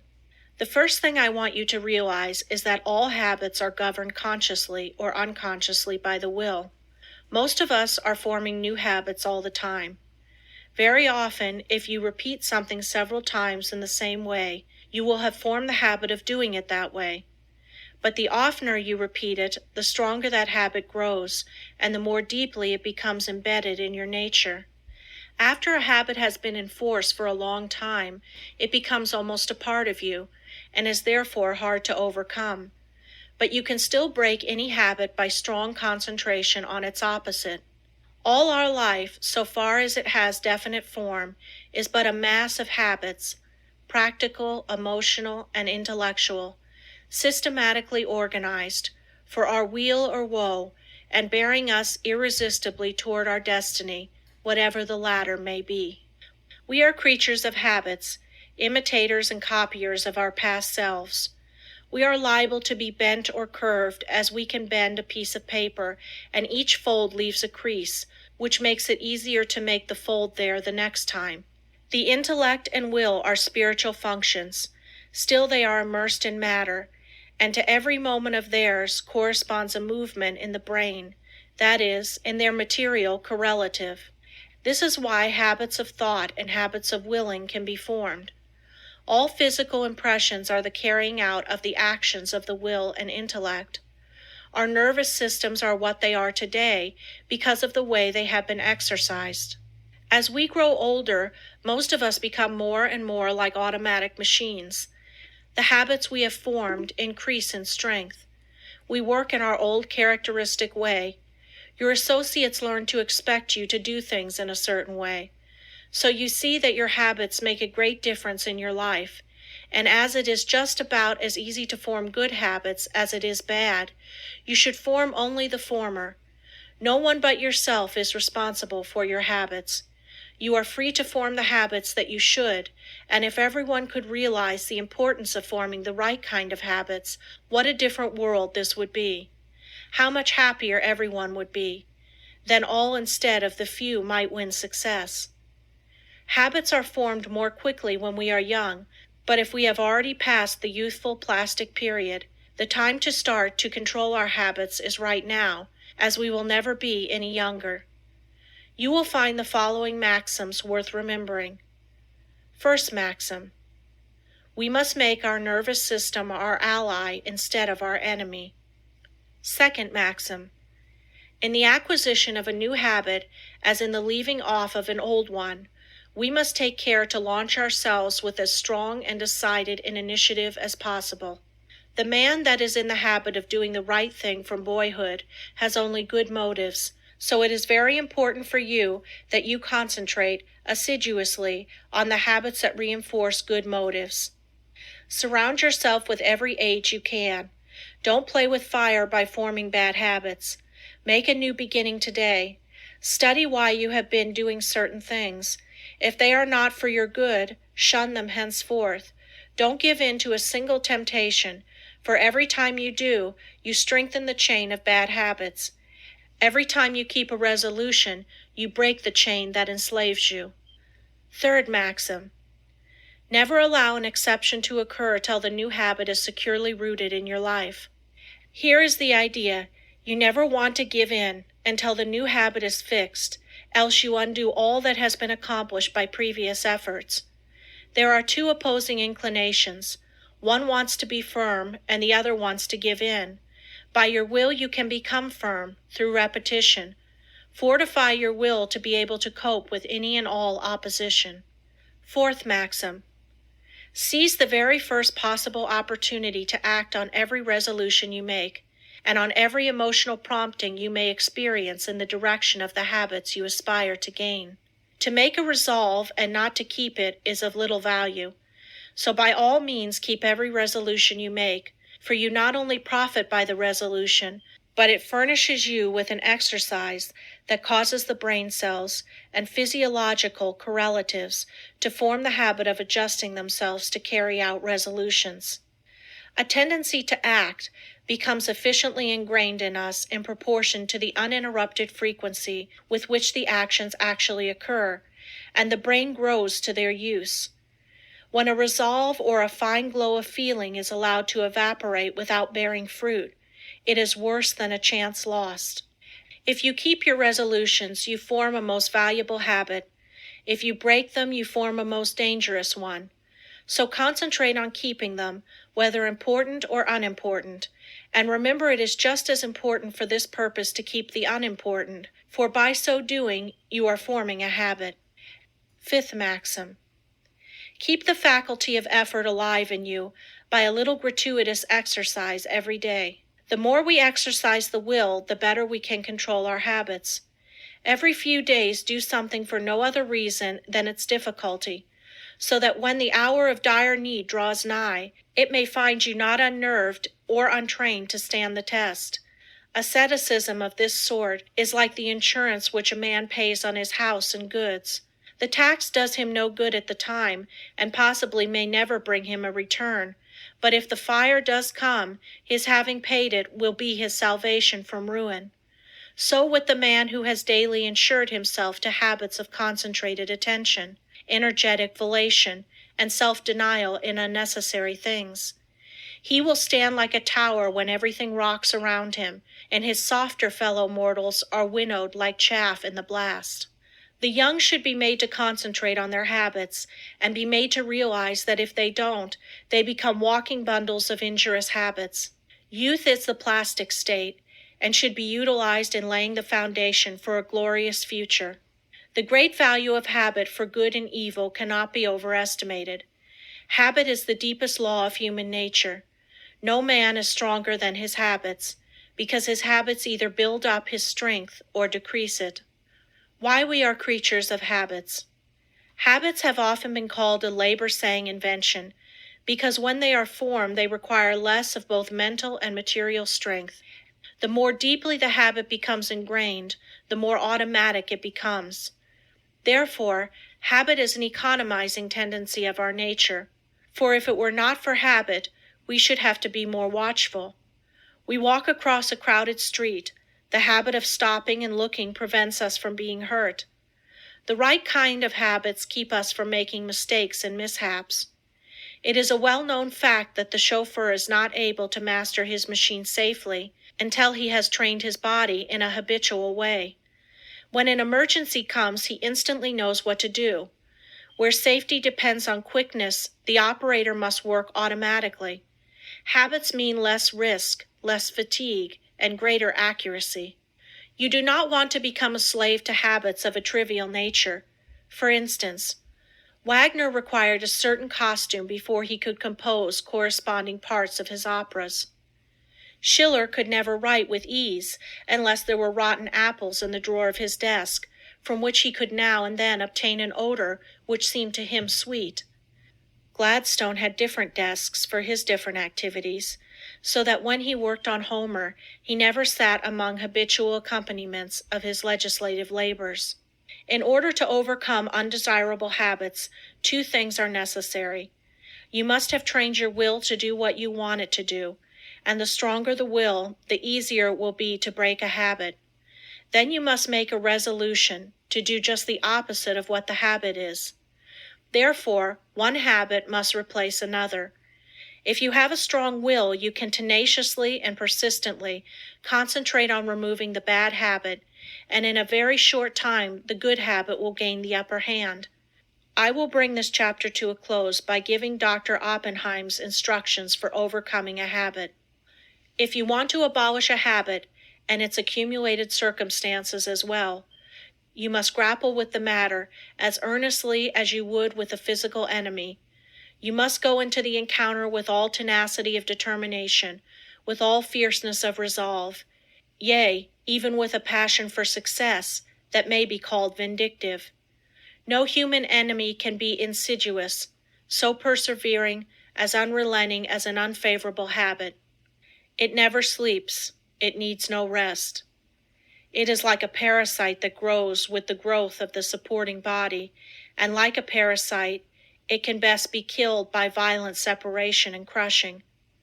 When life is stormy and all seems against us, that is when we often acquire wrong habits, and it is then that we have to make a gigantic effort to think and speak as we should, and even though we may feel the very reverse at that moment, the tiniest effort will be backed up by a tremendous power and will lift us to a realization never felt before. It is not in the easy, contented moments of our life that we make our greatest progress, for then it requires no special effort to keep in tune. But it is when we are in the midst of trials and misfortunes, when we think we are sinking, being overwhelmed, then it is important for us to realize that we are linked to a great power, and if we live as we should, there is nothing that can occur in life which could permanently injure us. Nothing can happen that should disturb us. So always remember you have within you unlimited power, ready to manifest itself in the form which fills our need at the moment. If when we have something difficult to solve, we would be silent like the child, we can get the inspiration when it comes. We will know how to act. We will find there is no need to hurry or disturb ourselves, that it is always wiser to wait for guidance from within than to act on impulse from without. Lesson 10. Business results through concentration. A successful business is not usually the result of chance. Neither is a failure the result of luck. Most failures could be determined in advance if the founders had been studied. It is not always possible to start a money-making business at the start. Usually a number of changes have to be made.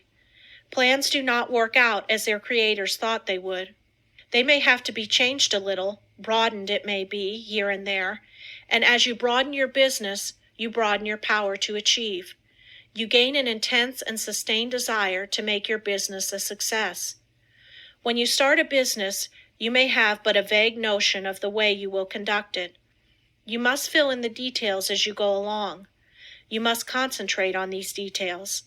As you straighten out one after another, others will require attention. In this way you cover the field of the first endeavor, and new opportunities open up for you. When you realize one desire, another comes. But if you do not fulfill the first desire, you will not the second. The person that does not carry his desires into action is only a dreamer. Desire is a great creative force, if it is pure, intense, and sustained. It is our desires that keep stirring us up to action, and they will strengthen and broaden you if you make them materialize.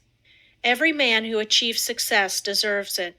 When he first started out, he did not understand how to solve the problems that afterwards presented themselves.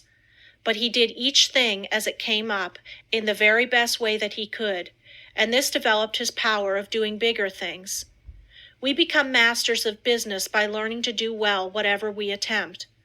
The man that has thorough knowledge of his business can of course direct it much more easily and skillfully than the man who lacks that knowledge. The skilled business director can sit in his private office and still know accurately what is actually being done. He knows what should be done in any given time, and if it is not accomplished, he knows that his employees are not turning out the work that they should. It is then easy to apply the remedy. Business success depends on well-concentrated efforts. You must use every mental force you can muster. The more these are used, the more they increase. Therefore, the more you accomplish today, the more force you will have at your disposal with which to solve your problems tomorrow.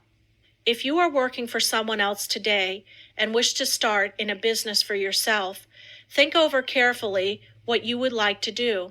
Then when you have resolved what you want to do, you will be drawn towards it. There is a law that opens the way to the fulfillment of your desires. Of course, back of your desires, you must put forward the necessary effort to carry out your purpose. You must use your power to put your desires into force. Once they are created and you keep up your determination to have them fulfilled, you both consciously and unconsciously work toward their materialization. Set your heart on your purpose. Concentrate your thought upon it. Direct your efforts with all your intelligence, and in due time you will realize your ambition. Feel yourself a success. Believe you are a success, and thus put yourself in the attitude that demands recognition, and the thought current draws to you what you need to make you a success. Don't be afraid of big undertakings.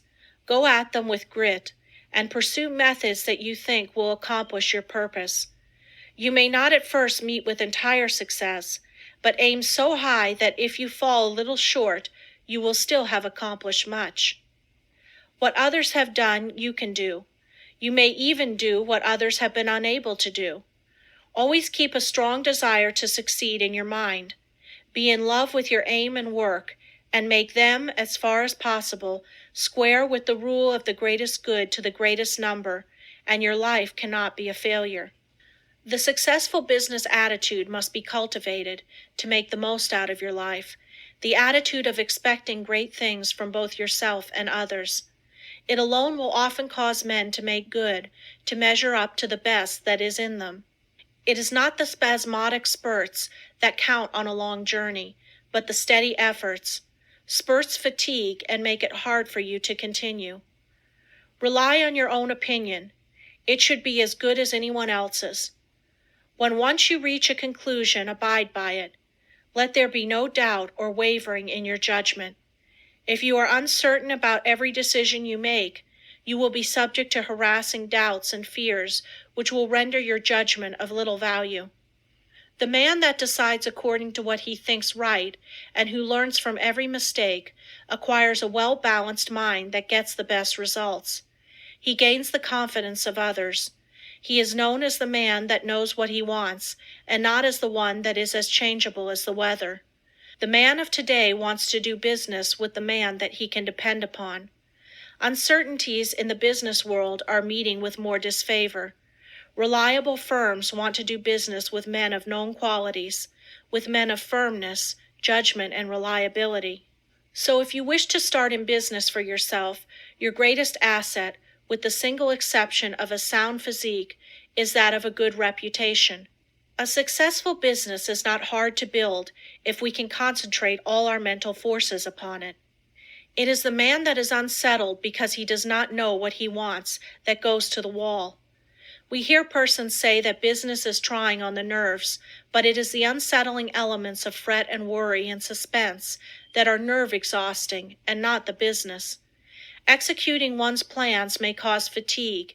Enjoyment comes with rest.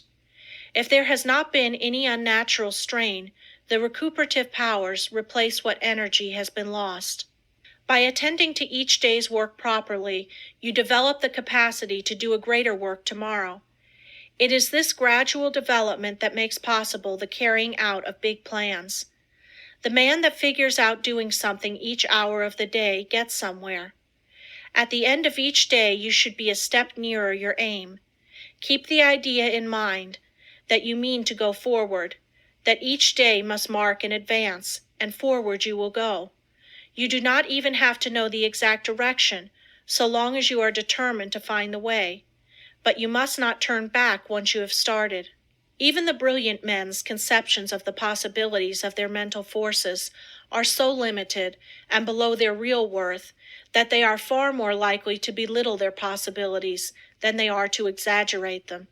You don't want to think that an aim is impossible because it has never been realized in the past. Every day someone is doing something that was never done before. We are pushing ahead faster. Formerly, it took decades to build up a big business, but today it is only but a matter of years, sometimes of months. Plan each day's activities carefully, and you can reach any height you aim at. If each thing you do is done with concise and concentrated thought, you will be able to turn out an excellent quality and a large quantity of work. Plan to do so much work during the day, and you will be astonished to see how much more you will do than on other days when you had not decided on any certain amount. I have demonstrated that the average business working force could do the same amount of work in 6 hours that they now do in 8, without using up any more energy. Never start to accomplish anything in an indecisive, indefinite, uncertain way. Tackle everything with a positiveness and an earnestness that will concentrate your mind and attract the very best associated thoughts. You will in a short time find that you will have extra time for planning bigger things. The natural leader always draws to himself, by the law of mental attraction, ideas in his chosen subject that have never been conceived by others. This is of the greatest importance and help. If you are properly trained, you benefit much by others' thoughts, and providing you generate from within yourself something of value, they will benefit from yours. We are heirs of all the ages, but we must know how to use our inheritance. The confident, pushing, hopeful, determined man influences all with whom he associates and inspires the same qualities in them. You feel that his is a safe example to follow, and he rouses the same force within you that is pushing him onward and upward. One seldom makes a success of anything that he goes at in a listless, spiritless way. To build up a business, you must see it expanding in your mind before it actually takes tangible shape. Every great task that has ever been accomplished has first been merely a vision in the mind of its creator. Detail after detail has had to be worked out in his mind from his first faint idea of the enterprise. Finally, a clear idea was formed, and then the accomplishment, which was only the material result of the mental concept, followed. The up-to-date businessman is not content to build only for the present, but is planning ahead. If he does not, he will fall behind his competitor, who is. What we are actually doing today was carefully thought out and planned by others in the past. All progressive businesses are conducted this way. That is why the young businessman of today is likely to accomplish more in a few years than his father did in all his life. There is no reason why your work or business should fag you out. When it does, there is something wrong. You are attracting forces and influence that you should not, because you are not in harmony with what you are doing. There is nothing so tiring as to try to do the work for which we are unfitted, both by temperament and training. Each one should be engaged in a business that he loves. He should be furthering movements with which he is in sympathy. He will then only do his best work and take intense pleasure in his business. In this way, while constantly growing and developing his powers, he is at the same time rendering through his work genuine and devoted service to humanity. Business success is not the result of chance, but of scientific ideas and plans carried out by an aggressive and progressive management. Use your mental forces so that they will grow and develop. Remember that everything you do is the result of mental action. Therefore, you can completely control your every action. Nothing is impossible for you. Don't be afraid to tackle a difficult proposition. Your success will depend upon the use you make of your mind. This is capable of wonderful development. See that you make full use of it, and not only develop yourself but your associates. Try to broaden the visions of those with whom you come in contact, and you will broaden your own outlook of life. Are you afraid of responsibilities? In order for the individual soul to develop, you must have responsibilities. You must manifest the omnipotence of the law of supply. The whole world is your legitimate sphere of activity. How much of a conqueror are you? What have you done? Are you afraid of responsibility? Or are you ever dodging, flinching, or sidestepping it? If you are not a real man. Your higher self never winces. So be a man and allow the powers of the higher self to manifest, and you will find you have plenty of strength, and you will feel better when you are tackling difficult propositions. Lesson 11. Concentrate on courage. Courage is the backbone of man. The man with courage has persistence. He states what he believes and puts it into execution. The courageous man has confidence. He draws to himself all the moral qualities and mental forces which go to make up a strong man, whereas the man without courage draws to himself all the qualities of a weak man, vacillation, doubt, hesitancy, and unsteadiness of purpose. You can therefore see the value of concentration on courage. It is a most vital element of success. The lack of courage creates financial as well as mental and moral difficulties.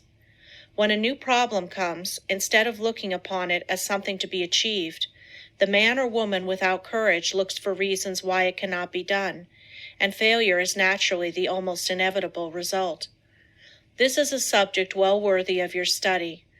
Look upon everything within your power as a possibility instead of as merely a probability, and you will accomplish a great deal more, because by considering a thing as impossible, you immediately draw to yourself all the elements that contribute to failure. Lack of courage destroys your confidence in yourself. It destroys that forceful, resolute attitude so important to success. The man without courage unconsciously draws to himself all that is contemptible, weakening, demoralizing, and destructive.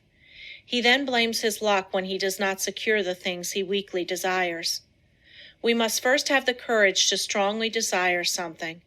A desire to be fulfilled must be backed by the strength of all our mental forces. Such a desire has enough commanding force to change all unfavorable conditions.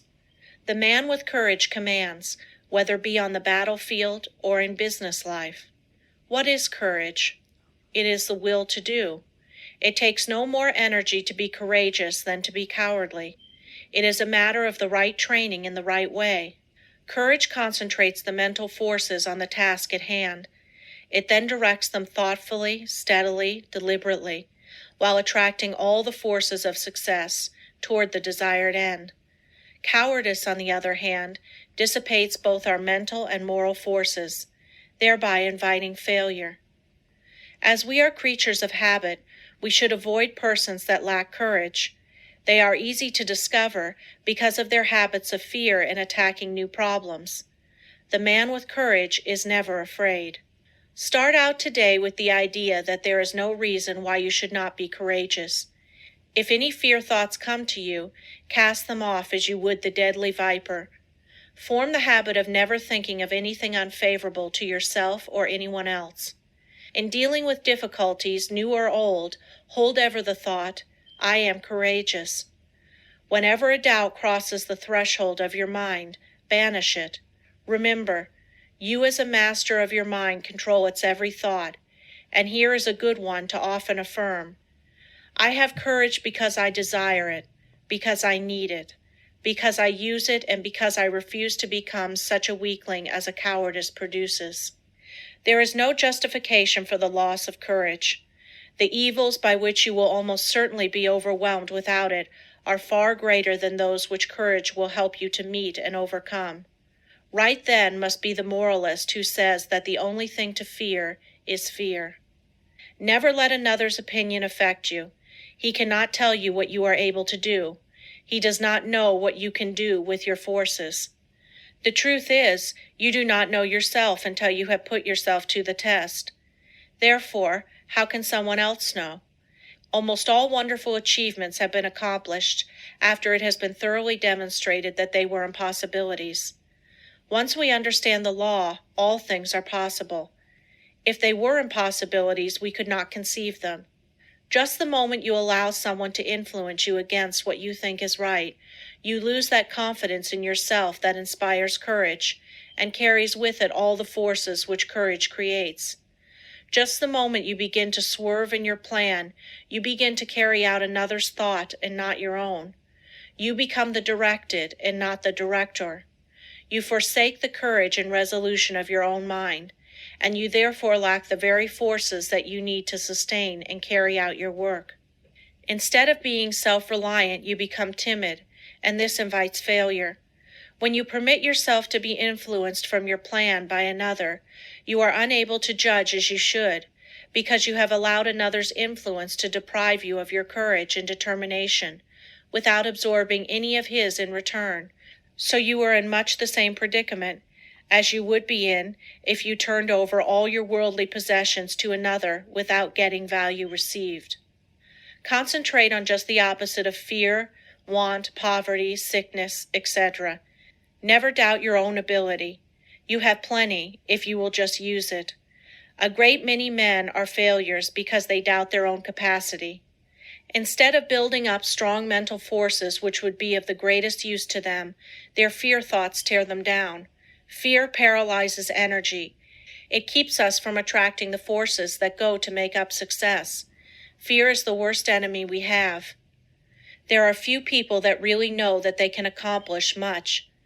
They desire the full extent of their powers, but alas, it is only occasionally that you find a man that is aware of the great possibilities within him. When you believe with all your mind and heart and soul that you can do something, you thereby develop the courage to steadily and confidently live up to that belief. You have now gone a long way towards accomplishing it. The chances are that there will be obstacles, big and little, in your way, but resolute courage will overcome them, and nothing else will. Strong courage eliminates the injurious and opposing forces by summoning their masters, the yet stronger forces that will serve you. Courage is yours for the asking. All you have to do is to believe in it, claim it, and use it. To succeed in business, believe that it will be successful. Assert that it is successful, and work like a beaver to make it so. Difficulties soon melt away before the courageous. One man of courage can fire with his spirit a whole army of men, whether it be military or industrial, because courage, like cowardice, is contagious. The man of courage overcomes the trials and temptations of life. He commands success. He renders sound judgment. He develops personal influence and a forceful character, and often becomes the mentor of the community which he serves. How to overcome depression and melancholia. Both of the former are harmful and make you unhappy. These are states that can be quickly overcome through concentrating more closely on the higher self, for when you do, you cut off the connection with the harmful force currents. You can also drive away moods by simply choosing and fully concentrating on an agreeable subject. Through willpower and thought control, we can accomplish anything we want to do. There is wonderful inherent power within us all, and there is never any sufficient cause for fear except ignorance. Every evil is but the product of ignorance. and every one that possesses the power to think has the power to overcome ignorance and evil.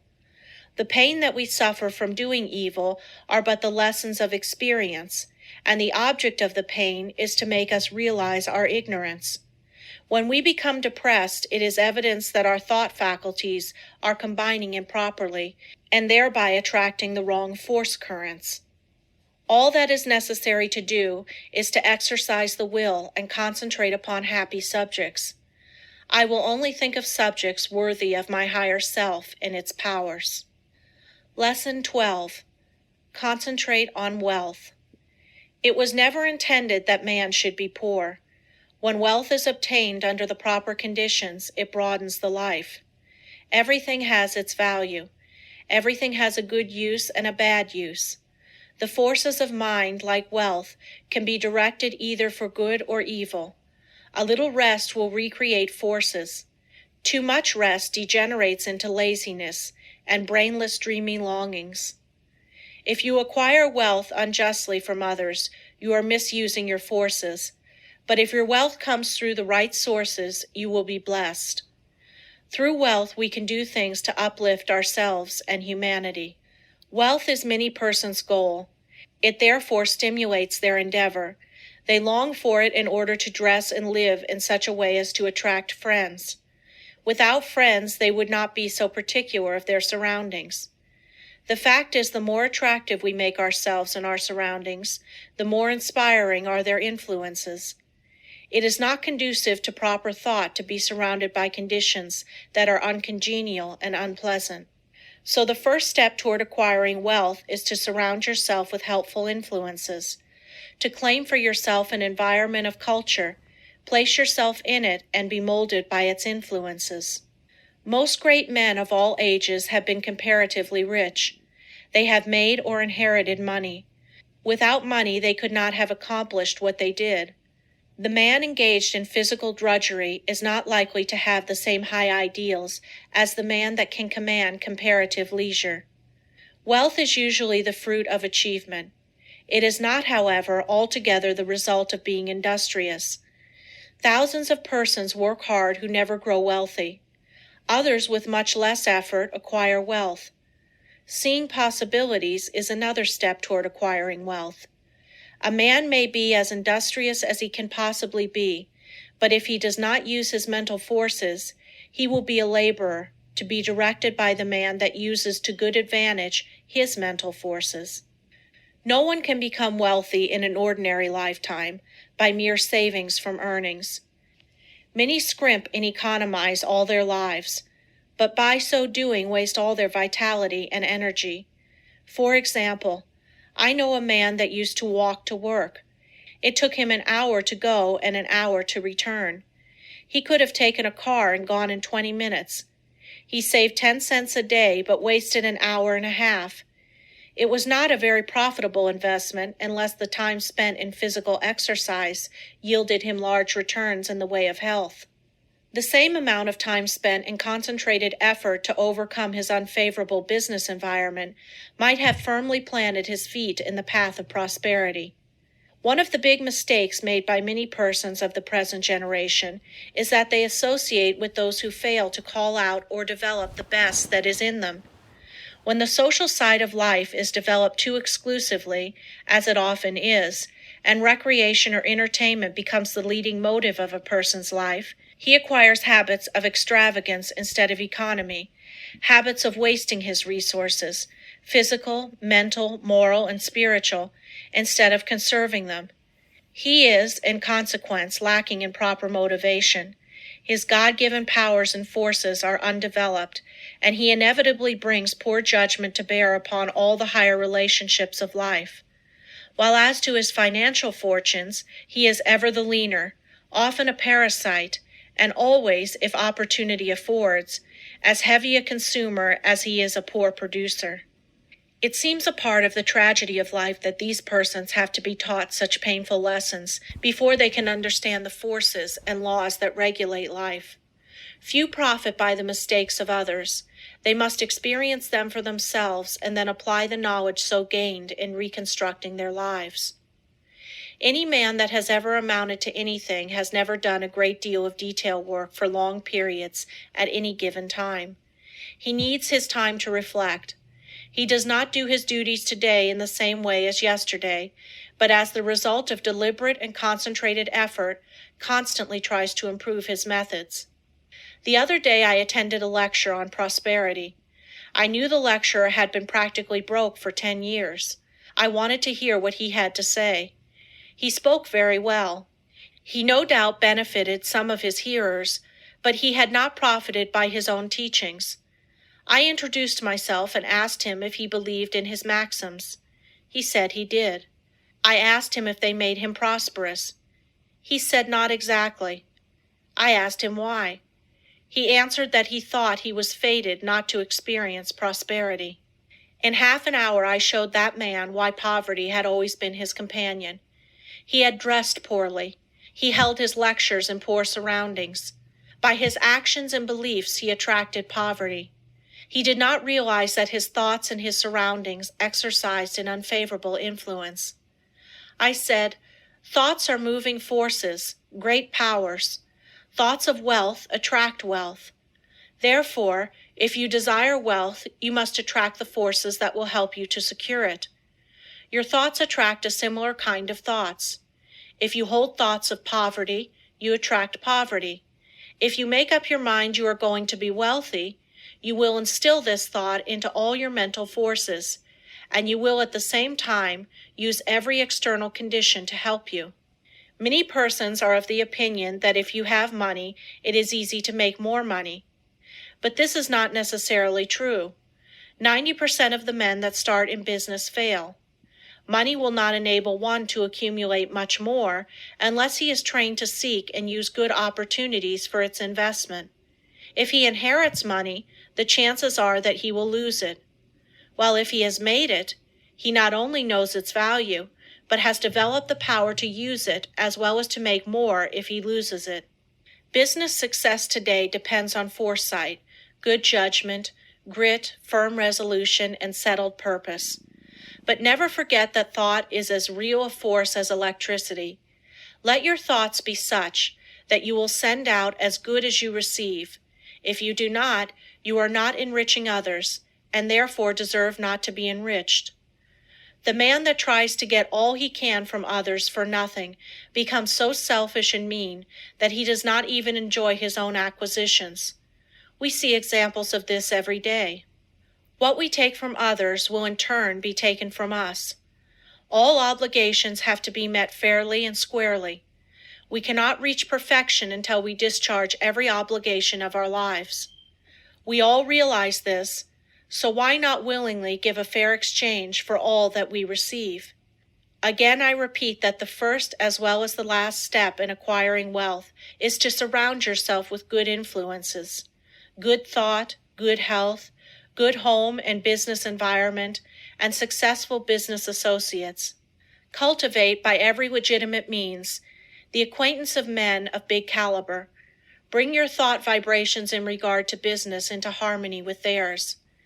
This will make your society not only agreeable, but sought after, and when you have formed intimate friendships with clean, reputable men of wealth, entrust to them for your investment your surplus earnings, however small, until you have developed the initiative and business acumen to successfully manage your own investments.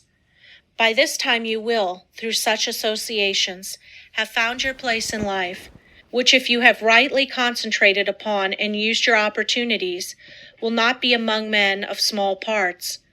With a competence secured, you will take pleasure in using a part of it in making the road you traveled in reaching your position easier for those who follow you. There is somewhere in every brain the energy that will get you out of that rut and put you far up on the mountain of success if you can only use the energy.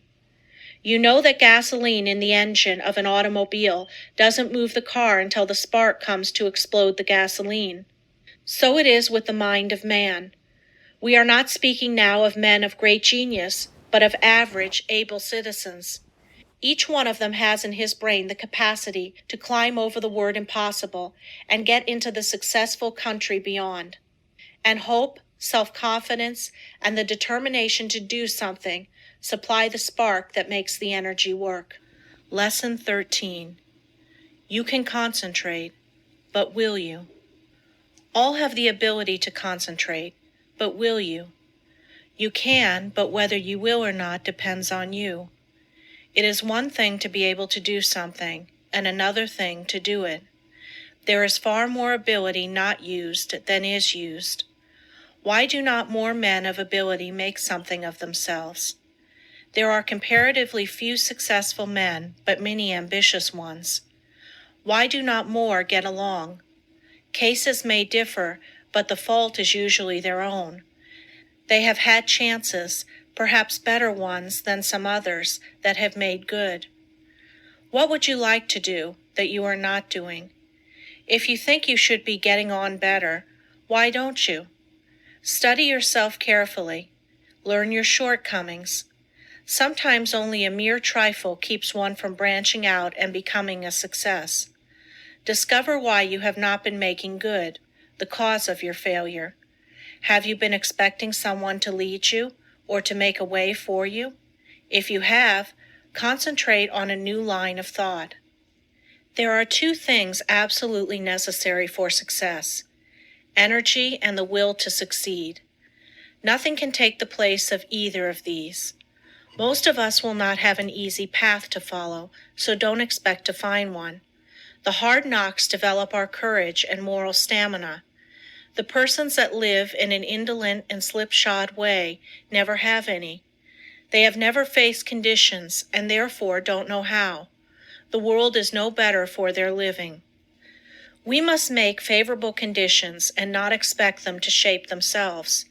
It is not the man that says, "It can't be done," but the man that goes ahead in spite of adverse advice and shows that it can be done, that gets there today. The Lord helps those that help themselves is a true saying. We climb the road to success by overcoming obstacles. Stumbling blocks are but stepping stones for the man that says, "I can and I will." When we see cripples, the deaf and dumb, the blind and those with other handicaps amounting to something in the world, the able-bodied man should feel ashamed of himself if he does not make good. There is nothing that can resist the force of perseverance. The way ahead of all of us is not clear sailing, but all hard passages can be bridged if you just think they can and concentrate on how to do it. But if you think the obstacles are unsurmountable, you will not, of course, try, and even if you do, it will only be in a half-hearted way, a way that accomplishes nothing. Many men will not begin an undertaking unless they feel sure they will succeed in it. What a mistake! This would be right if we were sure of what we could and could not do. But who knows? There may be an obstruction there now that may not be there next week. There may not be an obstruction there now that will be there next week. The trouble with most persons is that just as soon as they see their way blocked, they lose courage. They forget that usually there is a way around the difficulty. It's up to you to find it. If you tackle something with little effort, when the conditions call for a big effort, you will of course not win. Tackle everything with a feeling that you will utilize all the power within you to make it a success. This is the kind of concentrated effort that succeeds. Most people are beaten before they start. They think they are going to encounter obstacles, and they look for them instead of for means to overcome them.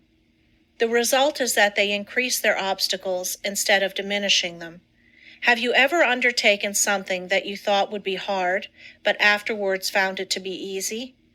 That is the way a great many times.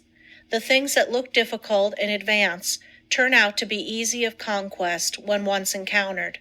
So start out on your journey with the idea that the road is going to be clear for you, and that if it is not, you will clear the way. All men that have amounted to something have cleared their way, and they did not have the assistance that you will have today. The one great keynote of success is to do whatever you have decided on. Don't be turned from your path, but resolve that you are going to accomplish what you set out to do. Don't be frightened at a few rebuffs, for they cannot stop the man that is determined, the man that knows in his heart that success is only brought by tremendous resolution, by concentrated and wholehearted effort. He who has a firm will, says Goethe, molds the world to himself. People do not lack strength, says Victor Hugo. They lack will. It is not so much skill that wins victories as it is activity and great determination. There is no such thing as failure for the man that does his best. No matter what you may be working at the present time, don't let this make you lose courage. The tides are continually changing, and tomorrow or some other day they will turn to your advantage if you are a willing and are an ambitious worker. There is nothing that develops you and increases your courage like work. If it were not for work, how monotonous life would at last become. So I say to the man that wants to advance, don't look upon your present position as your permanent one. Keep your eyes open and add those qualities to your makeup that will assist you when your opportunity comes. Be ever alert and on the watch for opportunities. Remember, we attract what we set our minds on. If we look for opportunities, we will find them. If you are the man you should be, someone is looking for you to fill a responsible position. So when he finds you, don't let your attention wander. Give it all to him. Show that you can concentrate your powers, that you have the makeup of a real man. Show no signs of fear, uncertainty, or doubt. The man that is sure of himself is bound to get to the front. No circumstances can prevent him. Lesson 14. The art of concentrating by means of practical exercises. Select some thought and see how long you can hold your mind on it. It is well to have a clock at first and keep track of the time. If you decide to think about health, you can get a great deal of good from your thinking besides developing concentration. Think of health as being the greatest blessing there is in the world. Don't let any other thought drift in. Just the moment one starts to obtrude, make it get out. Make it a daily habit of concentrating on this thought for, say, 10 minutes. Practice until you can hold it to the exclusion of everything else. You will find it of the greatest value to centralize your thoughts on health. Regardless of your present condition, see yourself as you would like to be and be blind to everything else. You will find it hard at first to forget your ailments, if you have any, but after a short while you can shut out these negative thoughts and see yourself as you want to be. Each time you concentrate, you form a more perfect image of health, and as you come into its realization, you become healthy, strong, and wholesome. I want to impress upon your mind that the habit of forming mental images is of the greatest value. It has always been used by successful men of all ages, but few realize its full importance.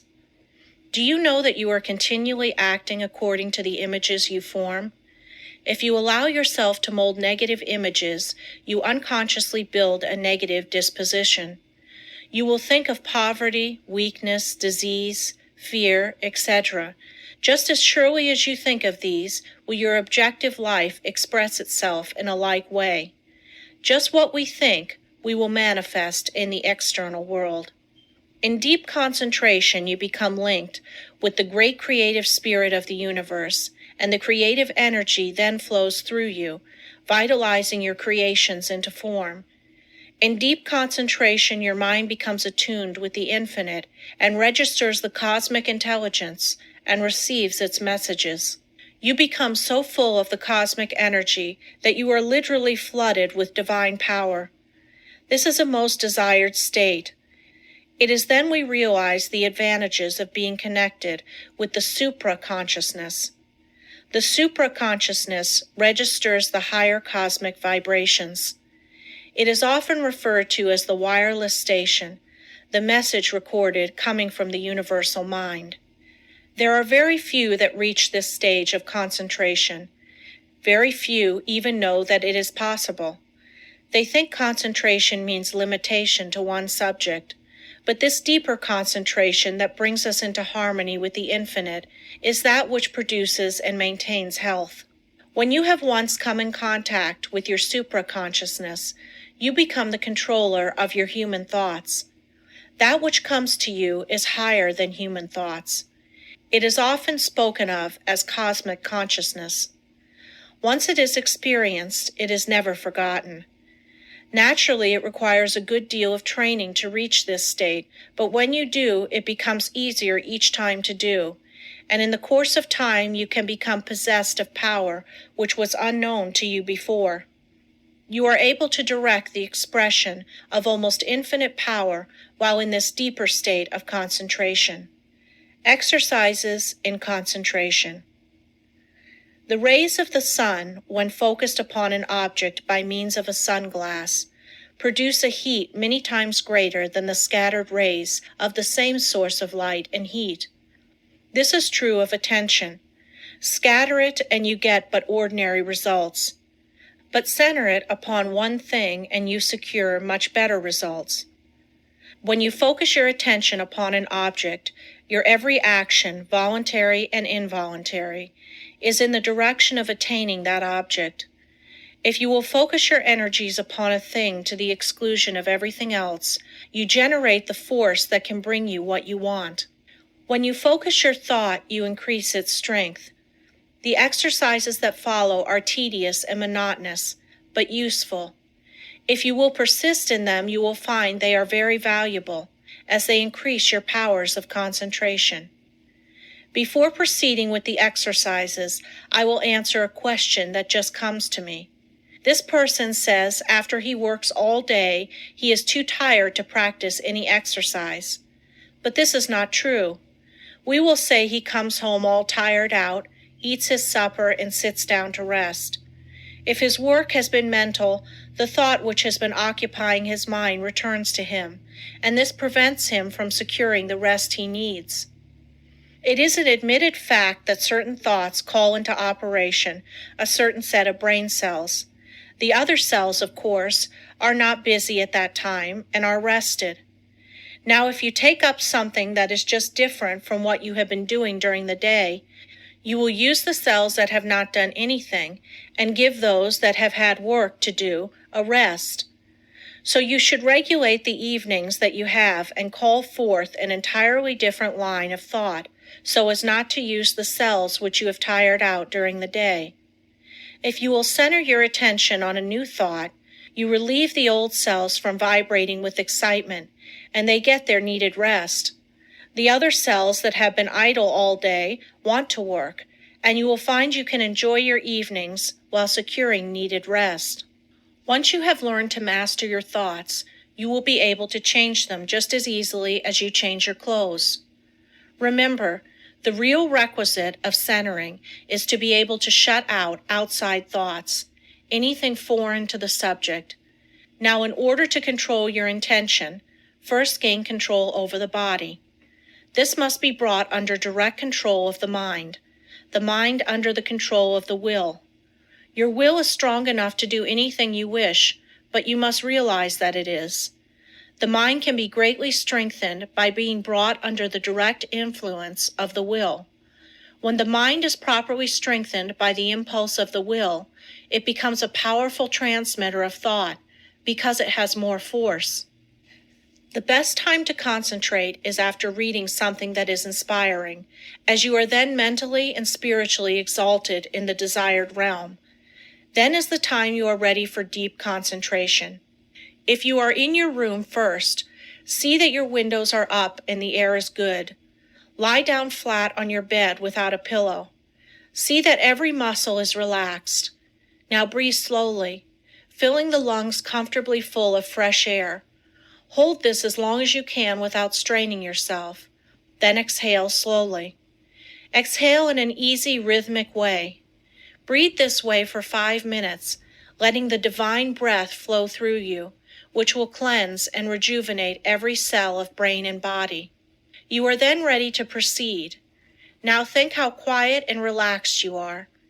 You can become enthusiastic over your condition.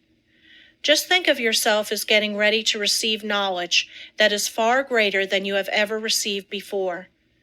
Now relax and let the Spirit work in and through you and assist you to accomplish what you wish. Don't let any doubts or fears enter. Just feel that what you wish is going to manifest. Just feel it already has. In reality, it has. For just the minute you wish a thing to be done, it manifests in the thought world. Whenever you concentrate, just believe it is a success. Keep up this feeling and allow nothing to interfere, and soon you will find you have become the master of concentration. You will find that this practice will be of wonderful value to you, and that rapidly you will be learning to accomplish anything that you undertake.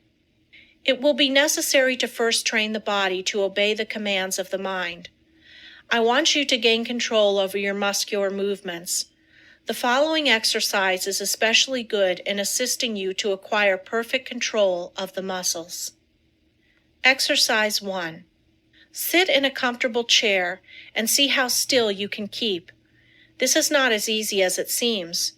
You will have to center your attention on sitting still. Watch and see that you are not making any involuntary muscular movements. By a little practice, you will find you are able to sit still without a movement of the muscles for 15 minutes. At first, I advise sitting in a relaxed position for 5 minutes. After you are able to keep perfectly still, increase the time to 10 minutes and then to 15. This is as long as it is necessary, but never strain yourself to keep still. You must be relaxed completely. You will find this habit of relaxing is very good. Exercise 2. Sit in a chair with your head up and your chin out, shoulders back. Raise your right arm until it is on the level with your shoulder, pointing to your right. Look around with head only, and fix your gaze on your fingers, and keep the arm perfectly still for 1 minute. Do the same exercise with left arm. When you are able to keep the arm perfectly steady, increase the time until you are able to do this 5 minutes with each arm. Turn the palm of the hand downward when it is outstretched, as this is the easiest position. If you will keep your eyes fixed on the tips of your fingers, you will be able to tell if you are keeping your arm perfectly still. Exercise 3. Fill a small glass of water and grasp it by the fingers. Put the arm directly in front of you.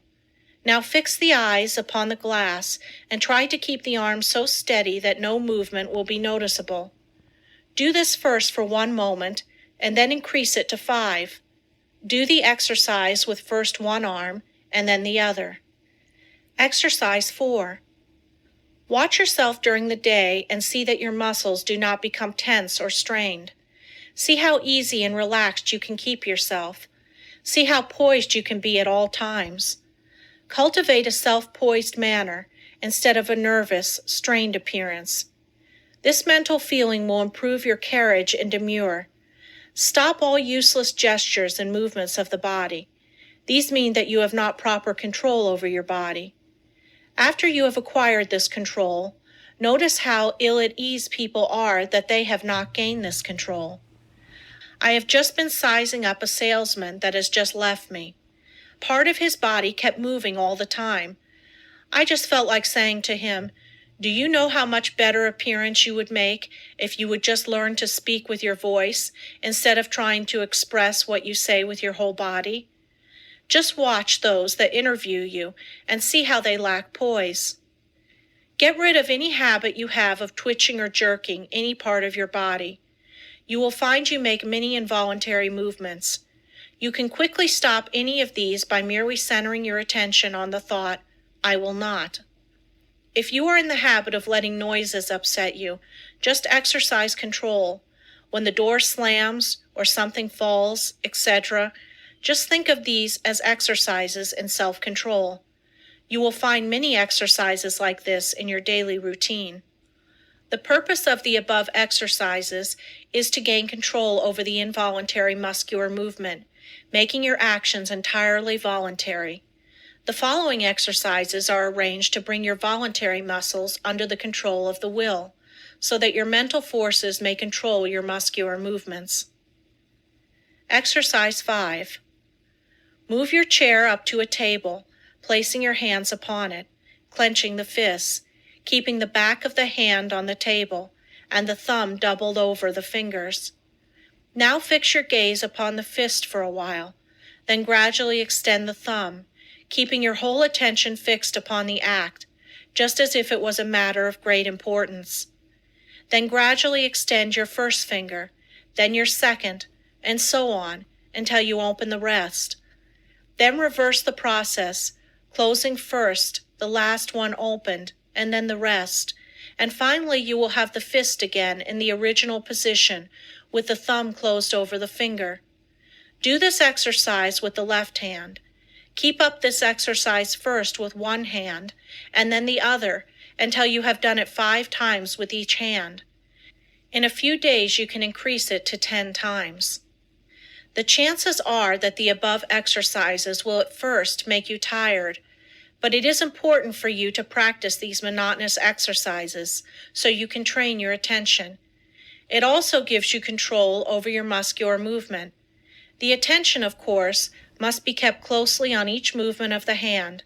If it is not, you will of course lose the value of the exercise. Exercise 6. Put the right hand on knee, both fingers and thumb closed, except the first finger, which points out in front of you. Then move the finger slowly from side to side, keeping the attention fixed upon the end of the finger.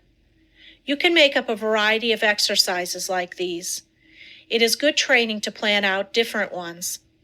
The main point you should keep in mind is that the exercise should be simple and that the attention should be firmly fixed upon the moving part of the body. You will find your attention will not want to be controlled and will try to drift to something more interesting. This is just where these exercises are of value, and you must control your attention and see it is held in the right place and does not wander away. You may think these exercises very simple and of no value, but I promise you in a short time you will notice that you have a much better control over your muscular movements, carriage and demure, and that you will find that you have greatly improved your power of attention and can center your thoughts on what you do, which of course will be very valuable. No matter what you may be doing, imagine that it is your chief object in life. Imagine that you are not interested in anything else in the world but what you are doing. Do not let your attention get away from the work you are at. Your attention will no doubt be rebellious, but control it and do not let it control you. When once you conquer the rebellious attention, you have achieved a greater victory than you can realize at the time. Many times afterwards you will be thankful you have learned to concentrate your closest attention upon the object at hand. Let no day go by without practicing concentrating on some familiar object that is uninteresting. Never choose an interesting object, as it requires less attention. The less interesting it is, the better the exercise will it be. After a little practice you will find you can center your attention on uninteresting subjects at will. The person that can concentrate can gain full control over his body and mind and be the master of his inclinations, not their slave. When you can control yourself, you can control others. You can develop a will that will make you a giant compared with the man that lacks willpower. Try out your willpower in different ways until you have it under such control that as soon as you decide to do a thing, you go ahead and do it. Never be satisfied with the "I did fairly well" spirit, but put forward your best efforts. Be satisfied with nothing else. When you have gained this, you are the man you were intended to be. Exercise 7. Concentration increases the sense of smell. When you take a walk or drive in the country or pass a flower garden, concentrate on the odor of flowers and plants. See how many different kinds you can detect. Then choose one particular kind and try to sense only this. You will find that this strongly intensifies the sense of smell. The differentiation requires, however, a particularly attentive attitude. When sense of smell is being developed, you should not only shut out from the mind every thought but that of odor, but you should also shut out cognizance of every odor, save that upon which your mind, for the time, is concentrated. You can find plenty of opportunity for exercises for developing the sense of smell. When you are out in the air, be on the alert for the different odors. You will find the air laden with all kinds, but let your concentration upon the one selected be such that a scent of its fragrance in after years will vividly recall the circumstances of this exercise. The object of these exercises is to develop concentrated attention, and you will find that you can, through their practice, control your mind and direct your thoughts, just the same as you can your arm. Exercise 8. Concentration on the within. Lie down and thoroughly relax your muscles. Concentrate on the beating of your heart. Do not pay any attention to anything else. Think how this great organ is pumping the blood to every part of the body. Try to actually picture the blood leaving the great reservoir and going in one stream right down to the toes. Picture another going down the arms to the tips of the fingers. After a little practice, you can actually feel the blood passing through your system. If at any time you feel weak in any part of your body, will that an extra supply of blood shall go there. For instance, if your eyes feel tired, picture the blood coming from the heart, passing up through the head and out to the eyes. You can wonderfully increase your strength by this exercise. Men have been able to gain such control over their heart that they have actually stopped it from beating for 5 minutes. This, however, is not without danger, and it is not to be practiced by the novice. I have found the following a very helpful exercise to take just before going to bed and on rising in the morning. Say to yourself, "Every cell in my body thrills with life. Every part of my body is strong and healthy. I have known a number of people to greatly improve their health in this way." You become what you picture yourself to be. If your mind thinks of sickness in connection with self, you will be sick. If you imagine yourself in strong, vigorous health, the image will be realized. You will be healthy. Exercise 9. Concentrating on sleep. What is known as the water method is, although very simple, very effective in inducing sleep. Put a full glass of clear water on a table in your sleeping room. Sit in a chair beside the table and gaze into the glass of water and think how calm it is. Then picture yourself getting into just as calm a state. In a short time, you will find the nerves becoming quiet and you will be able to go to sleep. Sometimes it is good to picture yourself becoming drowsy to induce sleep.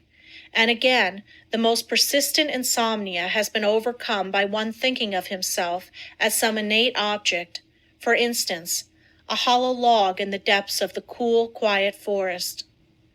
Those who are troubled with insomnia will find these sleep exercises that quiet the nerves very effective. Just keep the idea in your mind that there is no difficulty in going to sleep. Banish all fears of insomnia. Practice these exercises and you will sleep. By this time you should have awakened to the possibilities of concentration and have become aware of the important part it plays in your life. Exercise 10. Concentration will save energy and appearance. Watch yourself and see if you are not in the habit of moving your hands, thumping something with your fingers, or twirling your mustache. Some have the habit of keeping their feet going, as for instance, tapping them on the floor. Practice standing before a mirror and see if you are in the habit of frowning or causing wrinkles to appear in the forehead. Watch others and see how they needlessly twist their faces in talking. Any movement of the face that causes the skin to wrinkle will eventually cause a permanent wrinkle. As the face is like a piece of silk, you can make a fold in it a number of times, and it will straighten out of itself. But if you continue to make a fold in it, it will in time be impossible to remove it. By concentration, you can stop the worry habit. If you are in the habit of worrying over the merest trifles, just concentrate on this a few minutes and see how needless it is. If you are also in the habit of becoming irritable or nervous at the least little thing, check yourself instantly when you feel yourself becoming so. Start to breathe deeply. Say, "I will not be so weak. I am a master of myself," and you will quickly overcome your condition. Exercise 11. By concentration, you can control your temper. If you are one of those that flare up at the slightest provocation and never try to control yourself, just think this over a minute. Does it do you any good? Do you gain anything by it? Doesn't it put you out of poise for some time? Don't you know that this grows on you and will eventually make you despised by all that have any dealings with you? Everyone makes mistakes, and instead of becoming angry at their perpetrators, just say to them, "Be more careful next time." This thought will be impressed on them, and they will be more careful. But if you continually complain about their making a mistake, the thought of a mistake is impressed on them, and they will be more likely to make mistakes in the future. All lack of self-control can be conquered if you will but learn to concentrate. Many of you that read this may think you are not guilty of either of these faults, but if you will carefully watch yourself, you will probably find that you are, and if this is so, you will be greatly helped by repeating this affirmation each morning. I am going to try today not to make a useless gesture, or to worry over trifles, or become nervous or irritable. I intend to be calm, and in no difference what may be the circumstances, I will control myself. Henceforth, I resolve to be free from all signs that show lack of self-control. At night, quickly review your actions during the day and see how fully you realized your aim. At first you will, of course, have to plead guilty of violation a few times, but keep on, and you will soon find that you can live up to your ideal. After you have once gained self-control, however, don't relinquish it.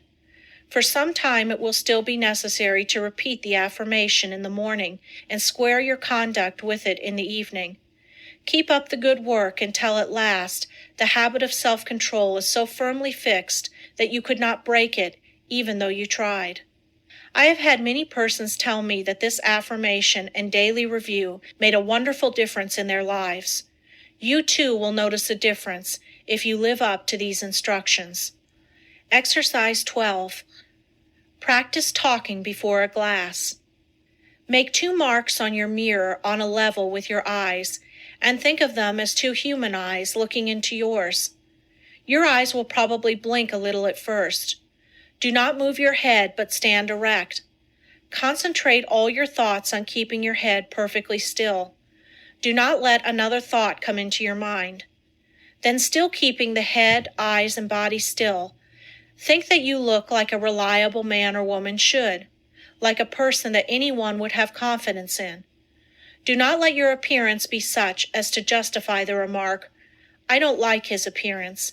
I don't believe he can be trusted." While standing before the mirror, practice deep breathing. See that there is plenty of fresh air in the room and that you are literally feasting on it. You will find that, as it permeates every cell, your timidity will disappear. It has been replaced by a sense of peace and power. The one that stands up like a man and has control over the muscles of his face and eyes always commands attention. In his conversation, he can better impress those with whom he comes in contact. He acquires a feeling of calmness and strength that causes opposition to melt away before it. 3 minutes a day is long enough for the practice of this exercise. Look at the clock before you commence the exercise, and if you find you can prolong the exercise for more than 5 minutes, do so. The next day, sit in a chair, and without looking at the picture, concentrate on it and see if you cannot think of additional details concerning it. The chances are you will be able to think of many more. It might be well for you to write down all you thought of the first day, and then add to the list each new discovery. You will find that this is a very excellent exercise in concentration. Exercise 13. The control of sensations. Think how you would feel if you were cool, then think how you would feel if you were cold. Again, how would you feel if it were freezing? In this state, you would be shivering all over. Now think of just the opposite conditions. Construct such a vivid image of heat that you are able to experience the sensation of heat, even in the coldest atmosphere.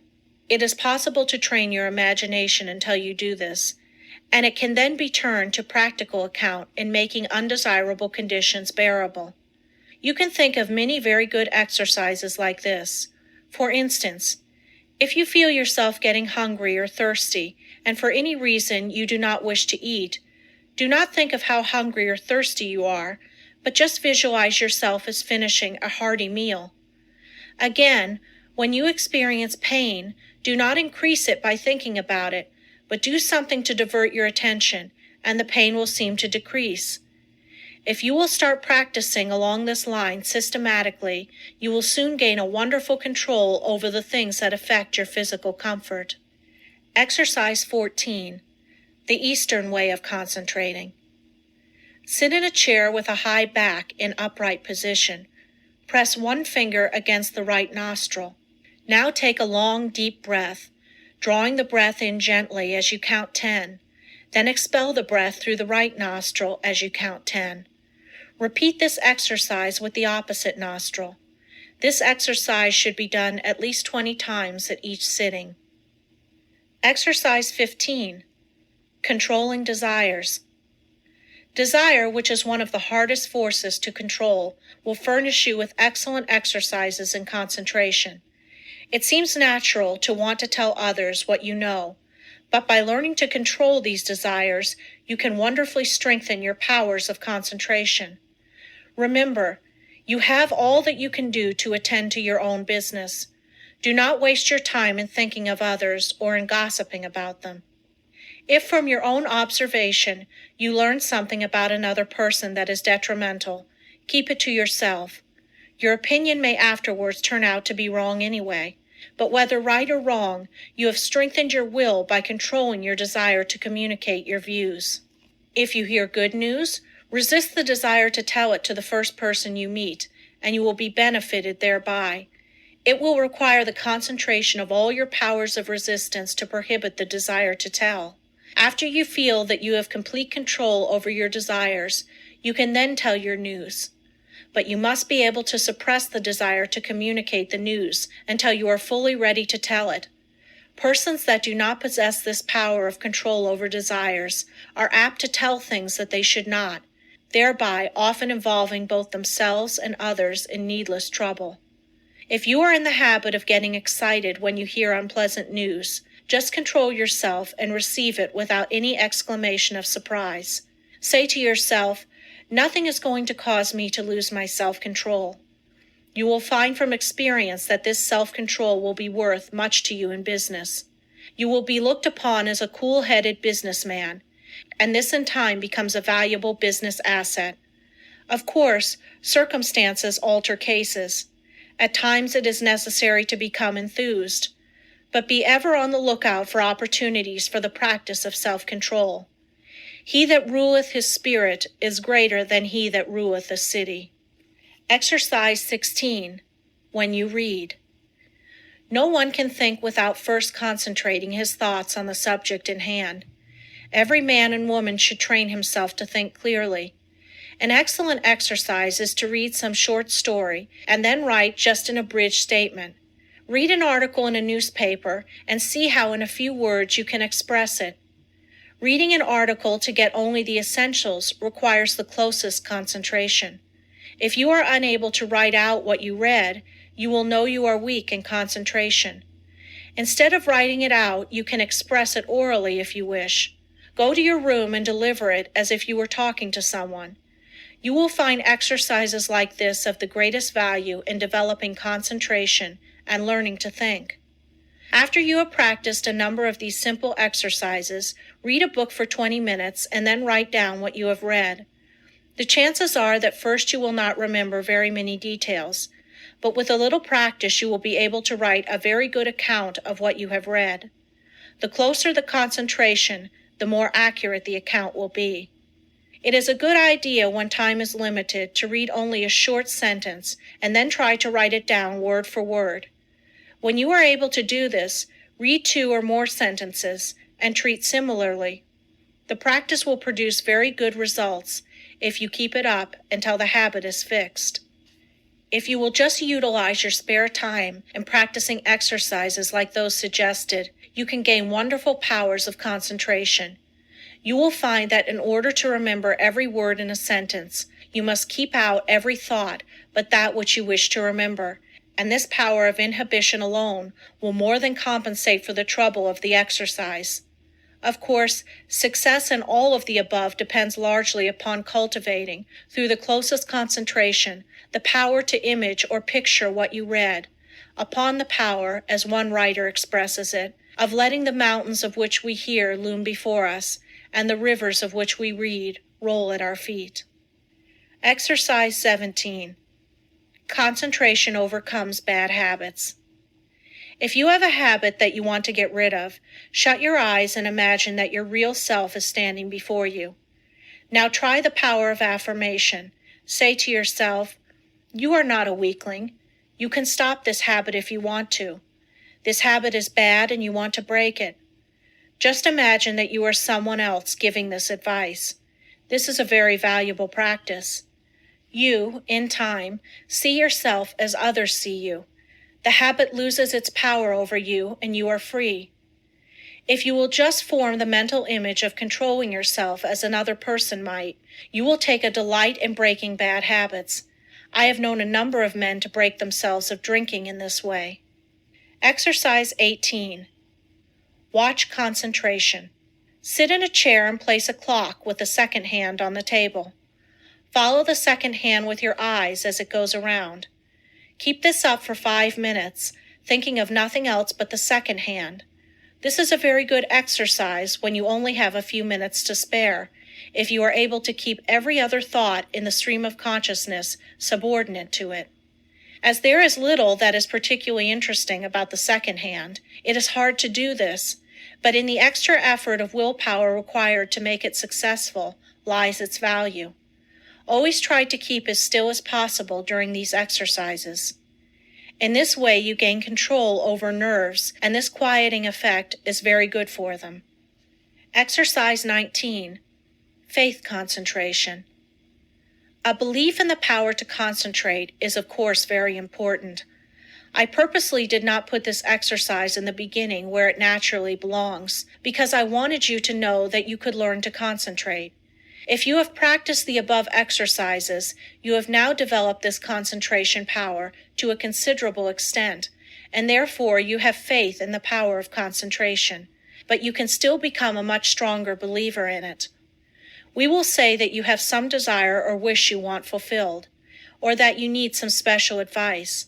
You first clearly picture what is wanted, and then you concentrate on getting it. Have absolute faith that your desires will be realized. Believe that it will, according to your belief, be fulfilled. Never at this time attempt to analyze the belief. You don't care anything about the whys and wherefores. You want to gain the thing you desire, and if you concentrate on it in the right way, you will get it. A caution. Never think you will not succeed, but picture what is wanted as already yours, and yours it surely will be. Self-distrust. Do you ever feel distrust in yourself? If you do, just ask yourself, which self do I mistrust? Then say, my higher self cannot be affected. Then think of the wonderful powers of the higher self. There is a way to overcome all difficulties, and it is a delight for the human soul to do so. Instead of wasting precious thought force by dreading or fearing a disagreeable interview or event, instead devote the time and concentrated thought in how to make the best of the interview or event, and you will find that it will not be as unpleasant as you thought it would be. Most of our troubles are but imaginary, and it is the mental habit of so dreading them that really acts as a magnet in attracting those that really do come. Your evil circumstances are created or attracted by your own negative fears and wrong thoughts, and are a means of teaching you to triumph over all evils, by discovering that which is inherent within yourself. You will find it helpful in overcoming self-distrust, to stop and think, why are you concentrating your forces? And by so doing, you become more closely attached to the higher self, which never distrusts. Lessons 15 and 16 of the Power of Concentration. A man forgets because he does not concentrate his mind on his purpose, especially at the moment he conceives it. We remember only that which makes a deep impression, Hence, we must first deepen our impressions by associating in our minds certain ideas that are related to them. We will say a wife gives her husband a letter to mail. He does not think about it, but automatically puts it in his pocket and forgets all about it. When the letter was given to him, had he said to himself, "I will mail this letter. The box is at the next corner, and when I pass it, I must drop this letter," it would have enabled him to recall the letter the instant he reached the mailbox. The same rule holds good in regard to more important things. For example, if you are instructed to drop in and see Mr. Smith while out to luncheon today, you will not forget it. If at the same moment the instruction is given, you say to yourself something similar to the following: "When I get to the corner of blank street, on my way to luncheon, I shall turn to the right and call on Mr. Smith." In this way, the impression is made, the connection established, and the sight of the associated object recalls the errand. The important thing to do is to deepen the impression at the very moment it enters your mind. This is made possible not only by concentrating the mind upon the idea itself, but by surrounding it with all possible association of ideas, so that each one will reinforce the others. The mind is governed by laws of association, such as the law that ideas which enter the mind at the same time emerge at the same time, one assisting in recalling the others. The reason why people cannot remember what they want to is that they have not concentrated their minds sufficiently on their purpose at the moment when it was formed. You can train yourself to remember in this way by the concentration of the attention on your purpose, in accordance with the laws of association. When once you form this habit, the attention is easily centered and the memory easily trained. Then your memory, instead of failing you at crucial moments, becomes a valuable asset in your everyday work. Exercise in memory concentration. Select some picture, put it on a table, and then look at it for 2 minutes. Concentrate your attention on this picture, observe every detail, then shut your eyes and see how much you can recall about it. Think of what the picture represents, whether it is a good subject, whether it looks natural. Think of objects in foreground, middle ground, background, of details of color and form. Now open your eyes and hold yourself rigidly to the correction of each and every mistake. Close your eyes again and notice how much more accurate your picture is. Practice until your mental image corresponds in every particular to the original. Nature is a wonderful instructor, but there are very few who realize that when we get in touch with nature, we discover ourselves, that by listening to her voice, with that curious inner sense of ours, we learn the oneness of life and wake up to our own latent powers. Few realize that the simple act of listening and concentrating is our best interior power, for it brings us into close contact with the highest, just as our other senses bring us into touch with the coarser side of human nature. The closer we live to nature, the more developed is this sense. So-called civilization has overdeveloped our other senses at the expense of this one. Children unconsciously realize the value of concentration. For instance, when a child has a difficult problem to solve and gets to some knotty point which he finds himself mentally unable to do, though he tries his hardest, he will pause and keep quite still, leaning on his elbow, apparently listening. Then you will see, if you are watching, sudden illumination come, and he goes on happily and accomplishes his task. A child instinctively but unconsciously knows when he needs help. He must be quiet and concentrate. All great people concentrate and owe their success to it. A doctor thinks over the symptoms of his patient, waits, listens for the inspiration, though quite unconscious perhaps of doing so. The one who diagnoses in this way seldom makes mistakes. An author thinks his plot, holds it in his mind, and then waits, and illumination comes. If you want to be able to solve difficult problems, you must learn to do the same. Lesson 16. How concentrating can fulfill your desire. It is a spiritual law that the desire to do necessarily implies the ability to do. You have all read of Aladdin's lamp, which accomplished such wonderful things.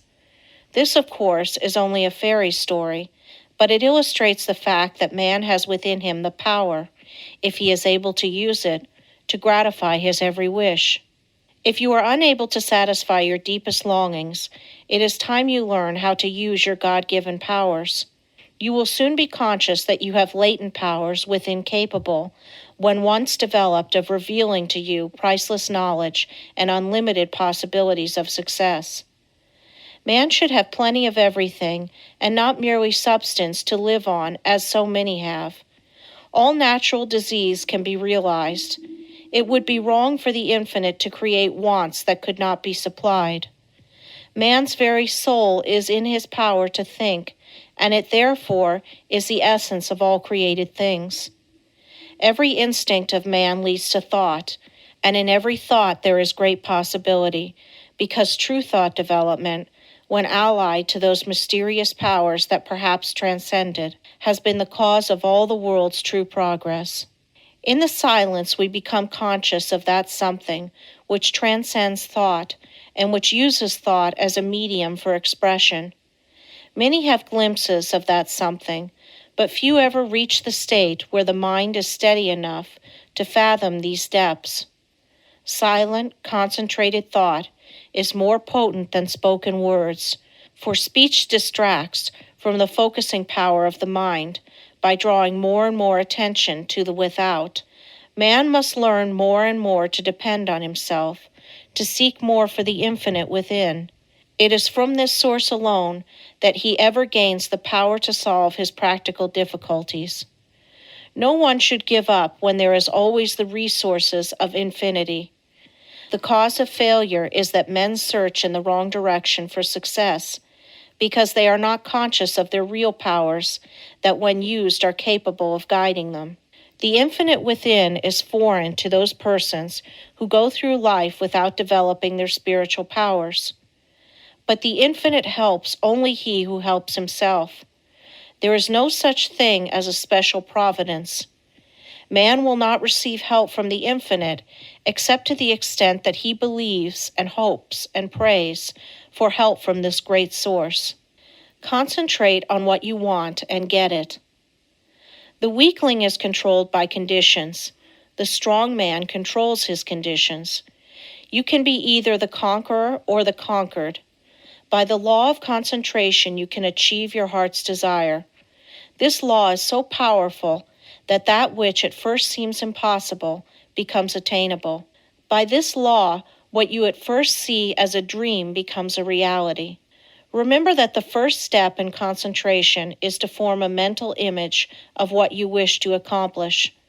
This image becomes a thought seed that attracts thoughts of a similar nature.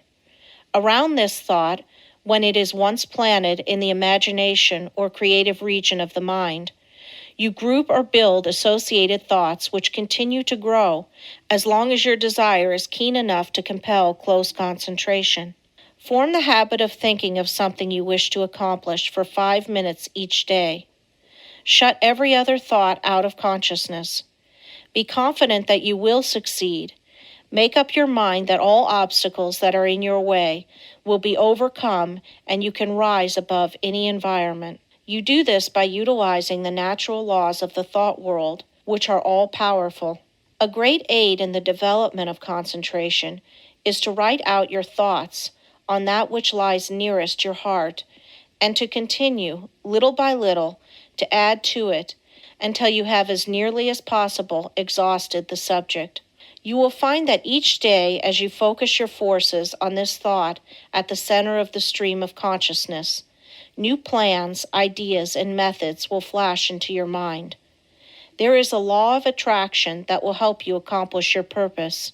An advertiser, for instance, gets to thinking along a certain line. He has formed his own ideas, but he wants to know what others think. He starts out to seek ideas, and he soon finds plenty of books, plans, designs, etc. on the subject. although when he started, he was not aware of their existence. The same thing is true in all lines.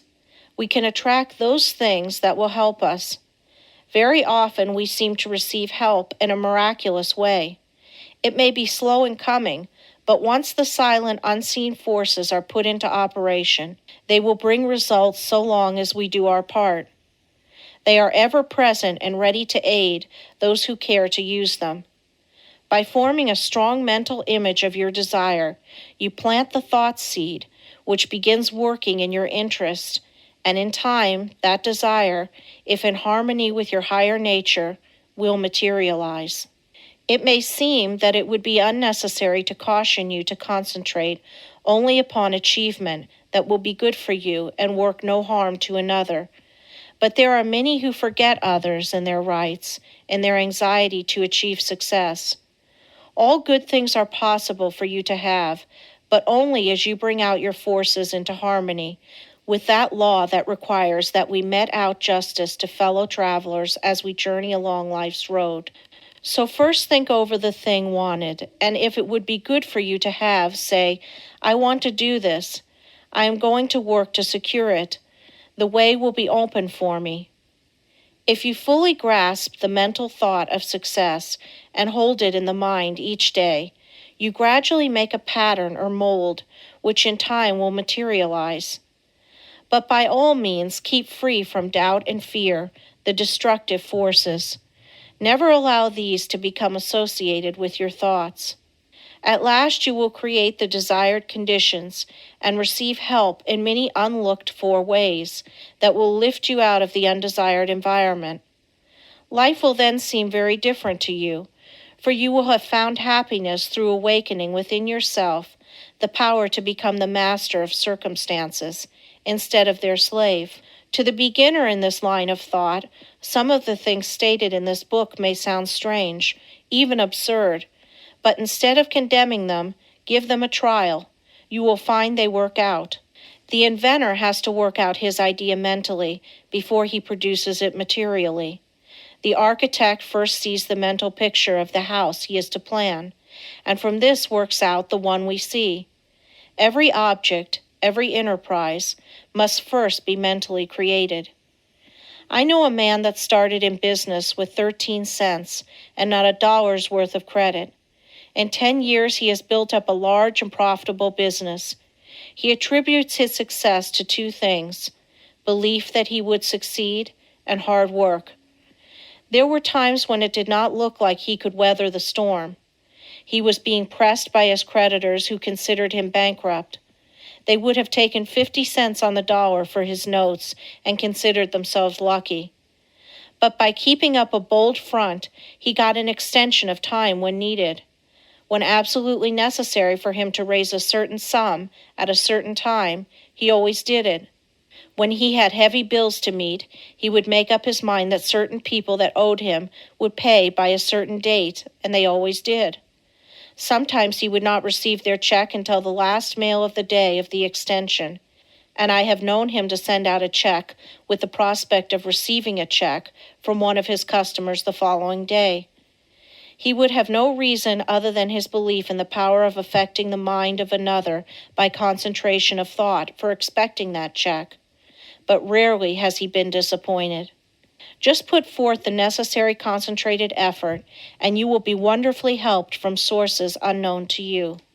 Remember the mystical words of Jesus, the Master: "Whatsoever thing ye desire when ye pray, pray as if ye had already received, and ye shall have." Lesson 17. Ideals developed by concentration. Through our paltry stir and strife glows the wished ideal, and longing molds in clay what life carves in the marble real. Lowell. We often hear people spoken of as idealists. The fact is we are all idealists to a certain extent, and upon the ideals we picture depends our ultimate success. You must have the mental image if you are to produce the material thing. Everything is first created in the mind. When you control your thoughts, you become a creator. You receive divine ideas and shape them to your individual needs. All things of this world are to you just what you think they are. Your happiness and success depend upon your ideals. You are responsible for every condition you go through, either consciously or unconsciously. The next step you take determines the succeeding step. Remember this, it is a valuable lesson. By concentrating on each step as you go along, you can save a lot of waste steps and will be able to choose a straight path instead of a roundabout road. Concentrate your ideals and they will become material actualities. Through concentration, we work out our ideals in physical life. Your future depends upon the ideals you are forming now. Your past ideals are determining your present. Therefore, if you want a bright future, you must begin to prepare for it today. If persons could only realize that they can only injure themselves, that when they are apparently injuring others, they are really injuring themselves, what a different world this would be. We say a man is as changeable as the weather. What is meant is his ideals change. Every time you change your ideal, you think differently. You become like a rudderless boat on an ocean. Therefore, realize the importance of holding to your ideal until it becomes a reality. You get up in the morning determined that nothing will make you lose your temper. This is your ideal of a person of real strength and poise. Something takes place that upsets you completely, and you lose your temper. For the time being, you forget your ideal. If you had just thought a second of what a well-poised person implies, you would not have become angry. You lose your poise when you forget your ideal. Each time we allow our ideals to be shattered, we also weaken our willpower. Holding to your ideals develops willpower. Don't forget this. Why do so many men fail? Because they don't hold to their ideal until it becomes a mental habit. When they concentrate on it, to the exclusion of all other things, it becomes a reality. I am that which I think myself to be. Ideals are reflected to us from the unseen spirit. The laws of matter and spirit are not the same. One can be broken, but not the other. To the extent that ideals are kept, is your future assured. It was never intended that man should suffer. He has brought it upon himself by disobeying the laws of nature. He knows them so, cannot plead ignorance. Why does he break them? Because he does not pay attention to those ideals flashed to him from the infinite spirit. Life is but one continuous unfoldment, and you can be happy every step of the way, or miserable, as you please. It all depends upon how we entertain those silent whisperings that come from we know not where. We cannot hear them with mortal ear, but from the silence they come as if they were dreams, not to you or me alone, but to everyone. In this way the grandest thoughts come to us, to use or abuse. So search not in treasured volumes for noble thoughts, but within, and bright and glowing vision will come to be realized now and hereafter. You must give some hours to concentrated, consistent, persistent thought. You must study yourself and your weaknesses. No man gets over a fence by wishing himself on the other side. He must climb.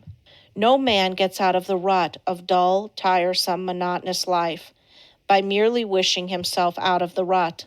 He must climb. If you are standing still or going backward, there is something wrong. You are the man to find out what is wrong.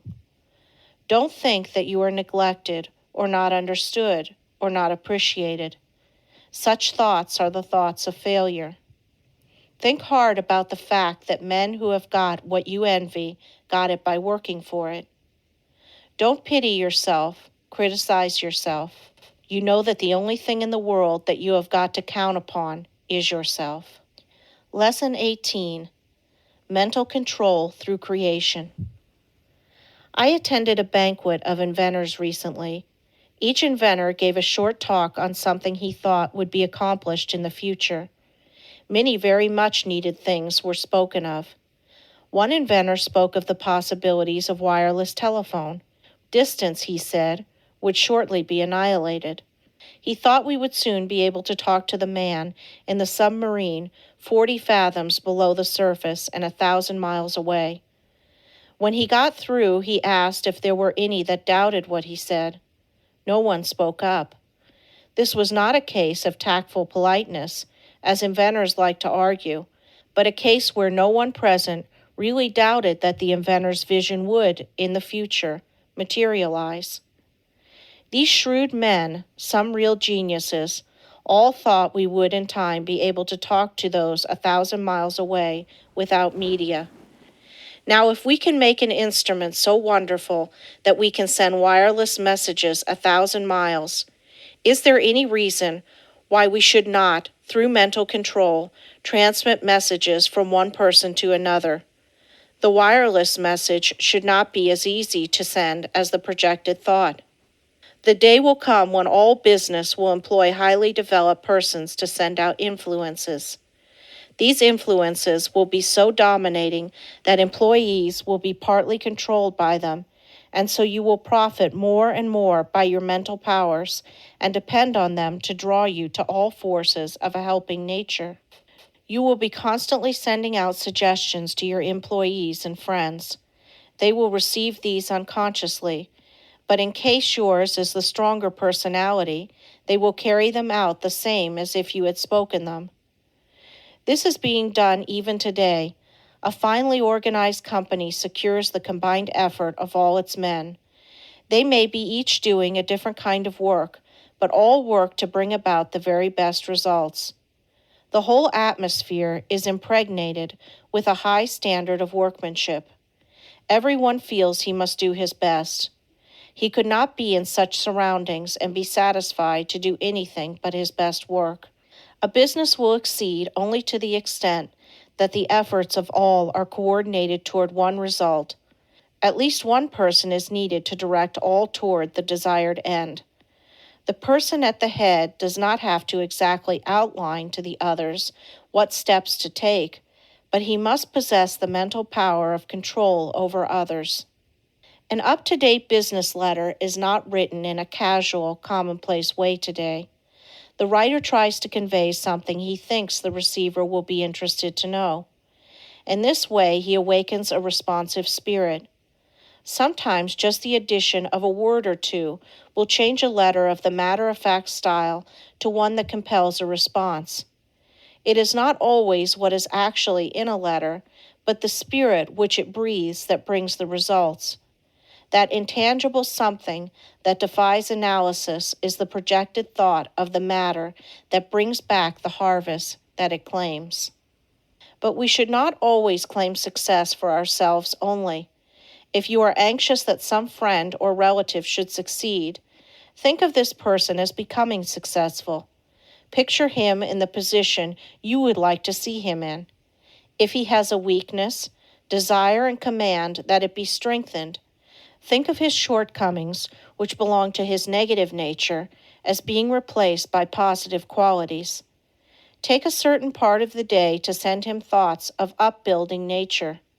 You can in this way arouse his mental powers into activity, and once aroused, they will assert themselves and claim their own. We can accomplish a great deal more than many of us are ready to believe by sending to another our direct, positive, and controlling suggestions of leadership, but whether a man is a success or not is greatly determined by the way he acts on the suggestions he receives. We either advance or decline. We never stand still. Every time we accomplish something, it gives us ability to do greater things. The bigger the attempt undertaken, the greater the things accomplished in the future. As a business grows, the head of the business also has to grow. He must advance and be ever the guiding influence. By his power to control, he inspires confidence in those associated with him. Often employees are superior to their employers in some qualities, and, if they had studied, instead of neglected their development, they could have been employers of more commanding influence than those whom they serve.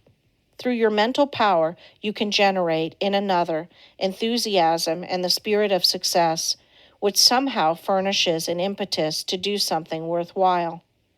and concentrated mental control, there is a latent power more potent than physical force. The person becomes aware that the attitude of the mind has a power of controlling, directing, and governing other forces. He has been placed in an attitude capable of acquiring that which he desires. All of us, no matter how strong we are affected by the mental forces of our environment.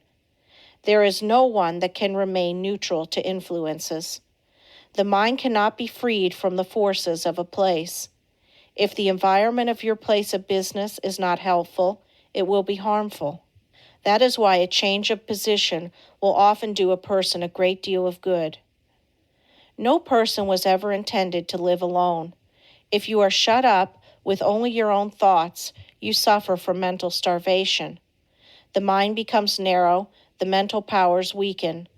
Living alone often causes some of the milder forms of insanity. If children do not play with those their own age, but associate with only older people, they will take on the actions of the older people. The same is true of older persons if they associate with people younger than they are.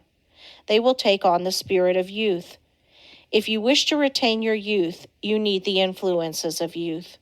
Like attracts like all over the world. The thought element plays a great part in our lives.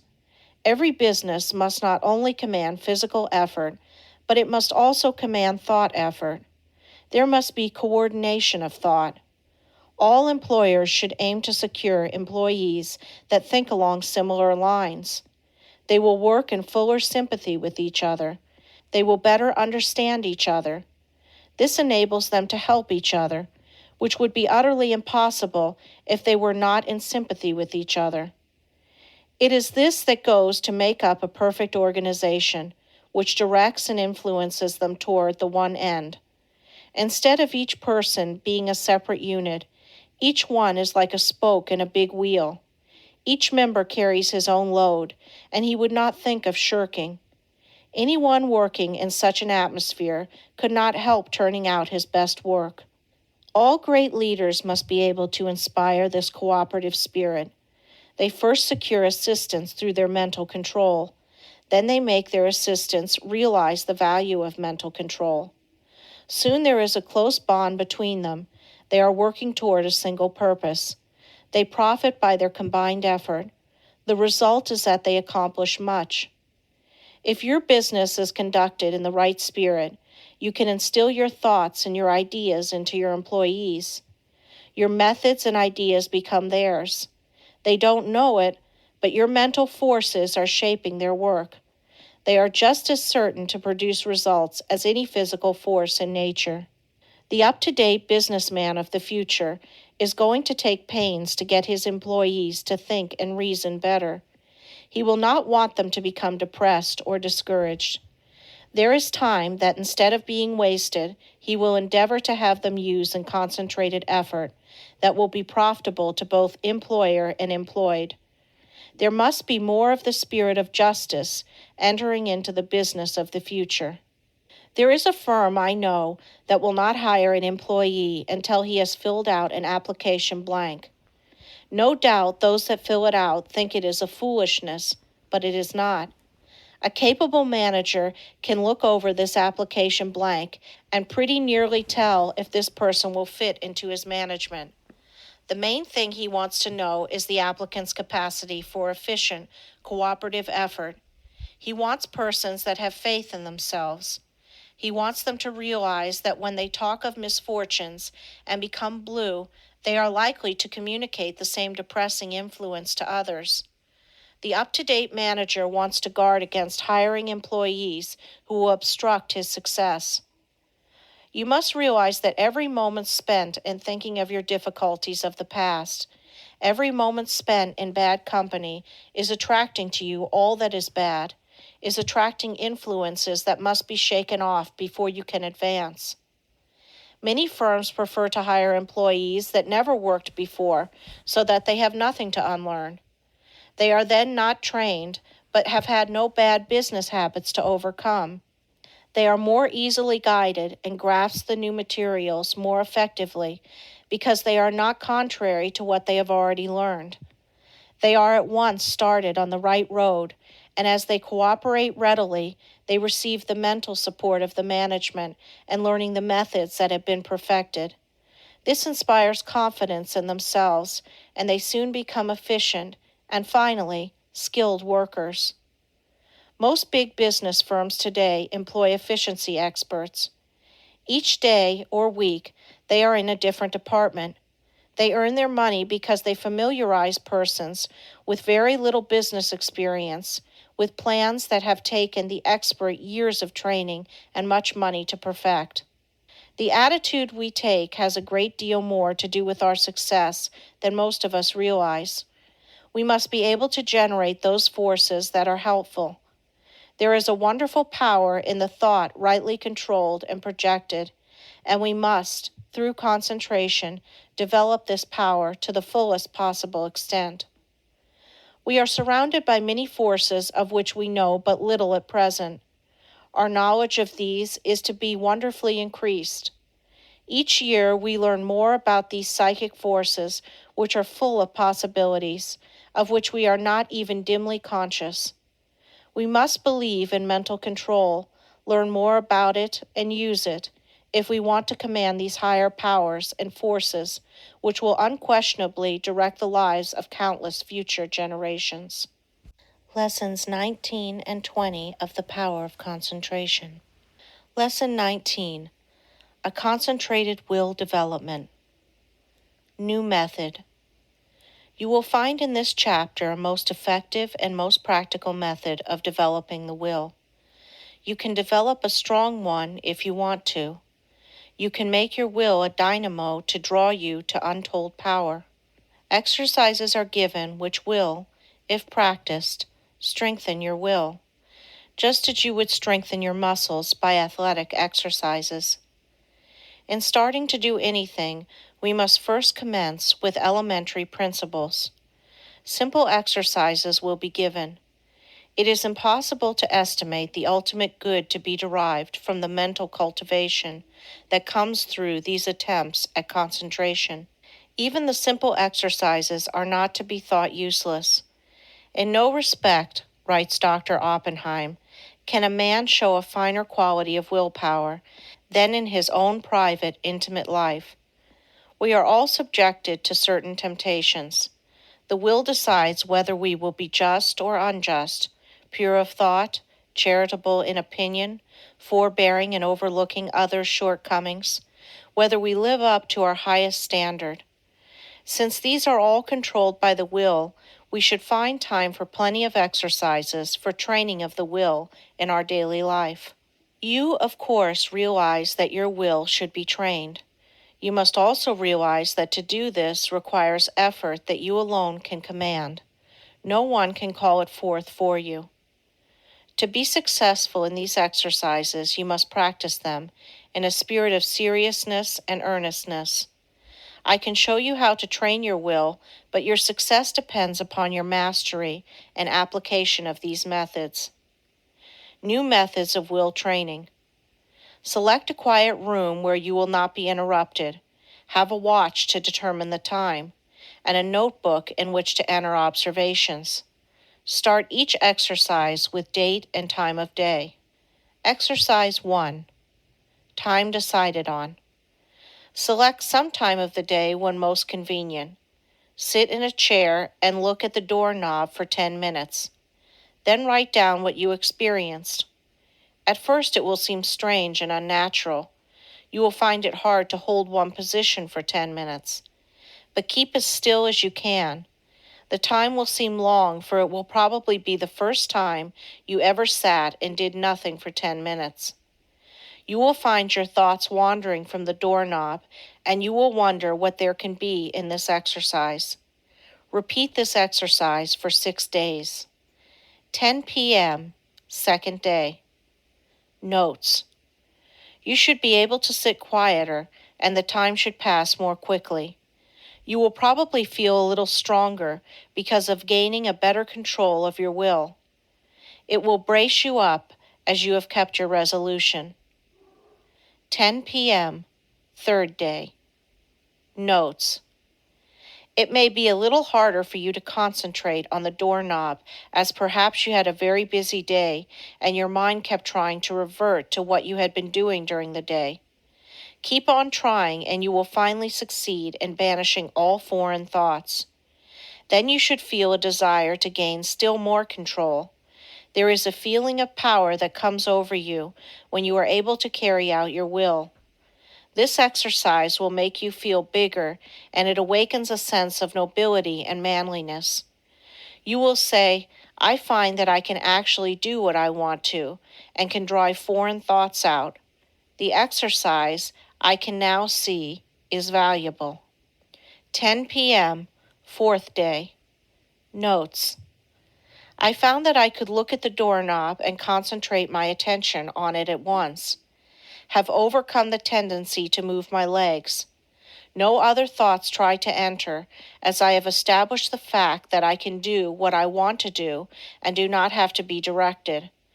I feel that I am gaining in mental strength. I can now see the wonderful value of being the master of my own will force. I know now if I make a resolution, I will keep it. I have more self-confidence and can feel my self-control increasing. 10 p.m., fifth day. Notes. Each day I seem to increase the intensity of my concentration. I feel that I can center my attention on anything I wish. 10 p.m., sixth day. Notes. I can instantly center my whole attention on the doorknob. Feel that I have thoroughly mastered this exercise and that I am ready for another. You have practiced this exercise enough, but before you start another, I want you to write a summary of just how successful you were in controlling the flitting impulses of the mind and will. You will find that this is an excellent practice. There is nothing more beneficial to the mind than to pay close attention to its wonderful, subtle activities. Exercise 2. Secure a package of playing cards. Select some time to do the exercise. Each day at the appointed time, take the pack in one hand and then start laying them down on top of each other, just as slowly as you can, with an even motion. Try to get them as even as possible. Each card laid down should completely cover the under one. Do this exercise for 6 days. First day. Notes. Task will seem tedious and tiresome.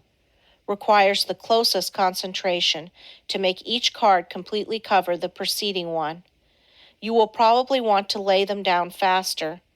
It requires patience to lay them down so slowly, but benefit is lost if not so placed. You will find that at first your motions will be jerky and impetuous. It will require a little practice before you gain an easy control over your hands and arms. You probably have never tried to do anything in such a calm way. It will require the closest attention of your will. But you will find that you are acquiring a calmness that you never had before. You are gradually acquiring new powers. You recognize how impulsive and impetuous that you have been, and how, by using your will, you can control your temperament. Second day. Notes. You start laying the cards down slowly. You will find that by practice you can lay them down much faster. But you want to lay them down slowly, and therefore you have to watch yourself. The slow, steady movement is wearisome, but you have to conquer the desire of wanting to hurry up. Soon you will find that you can go slowly or fast at will. Third day. Notes. You still find it hard to go slowly. Your will urges you to go faster. This is especially true if you are impulsive, as the impulsive character finds it very difficult to do anything slowly and deliberately.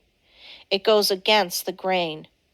This exercise still is tiresome, but when you do it, it braces you up mentally.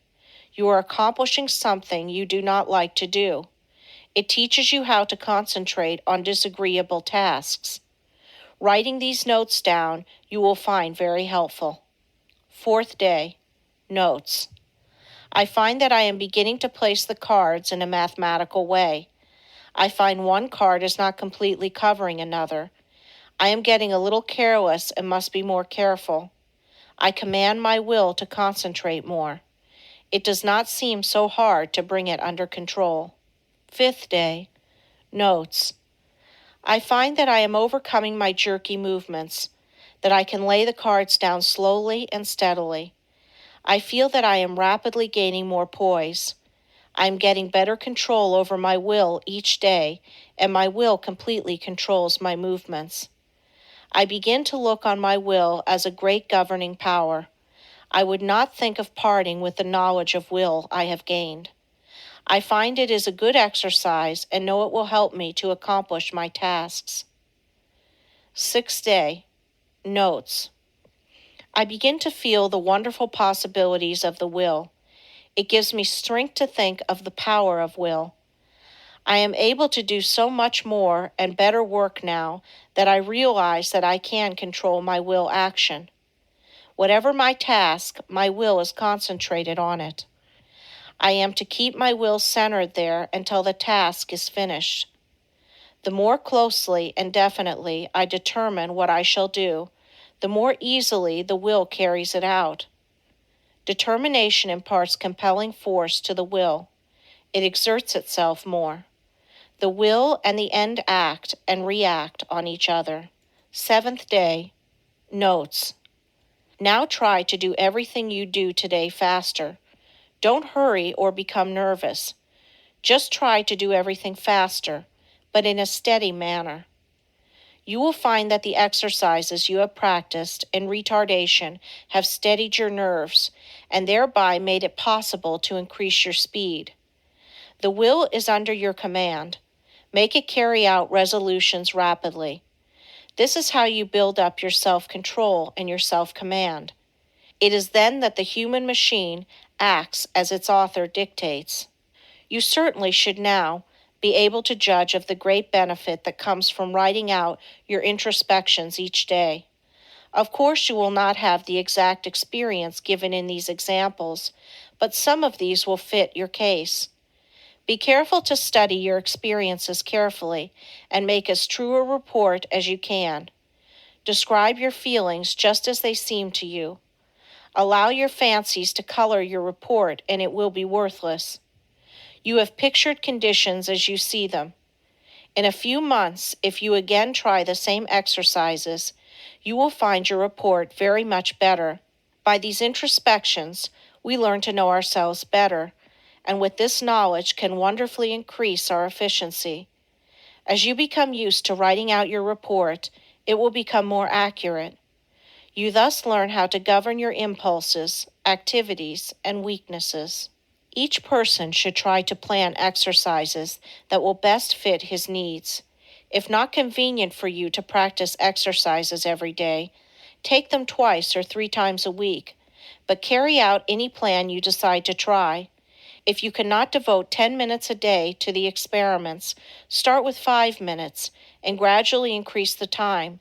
The exercises given are only intended for examples. Will training without exercise. There are many people that do not want to take the time to practice exercises, so the following instructions for training the will are given to them. By willing and realizing, the will grows. Therefore, the more you will, the more it grows and builds up power. No matter whether your task is big or small, make it a rule to accomplish it in order to fortify your will. Form the habit of focusing your will in all its strength upon the subject to be achieved. You form in this way the habit of getting a thing done, of carrying out some plan.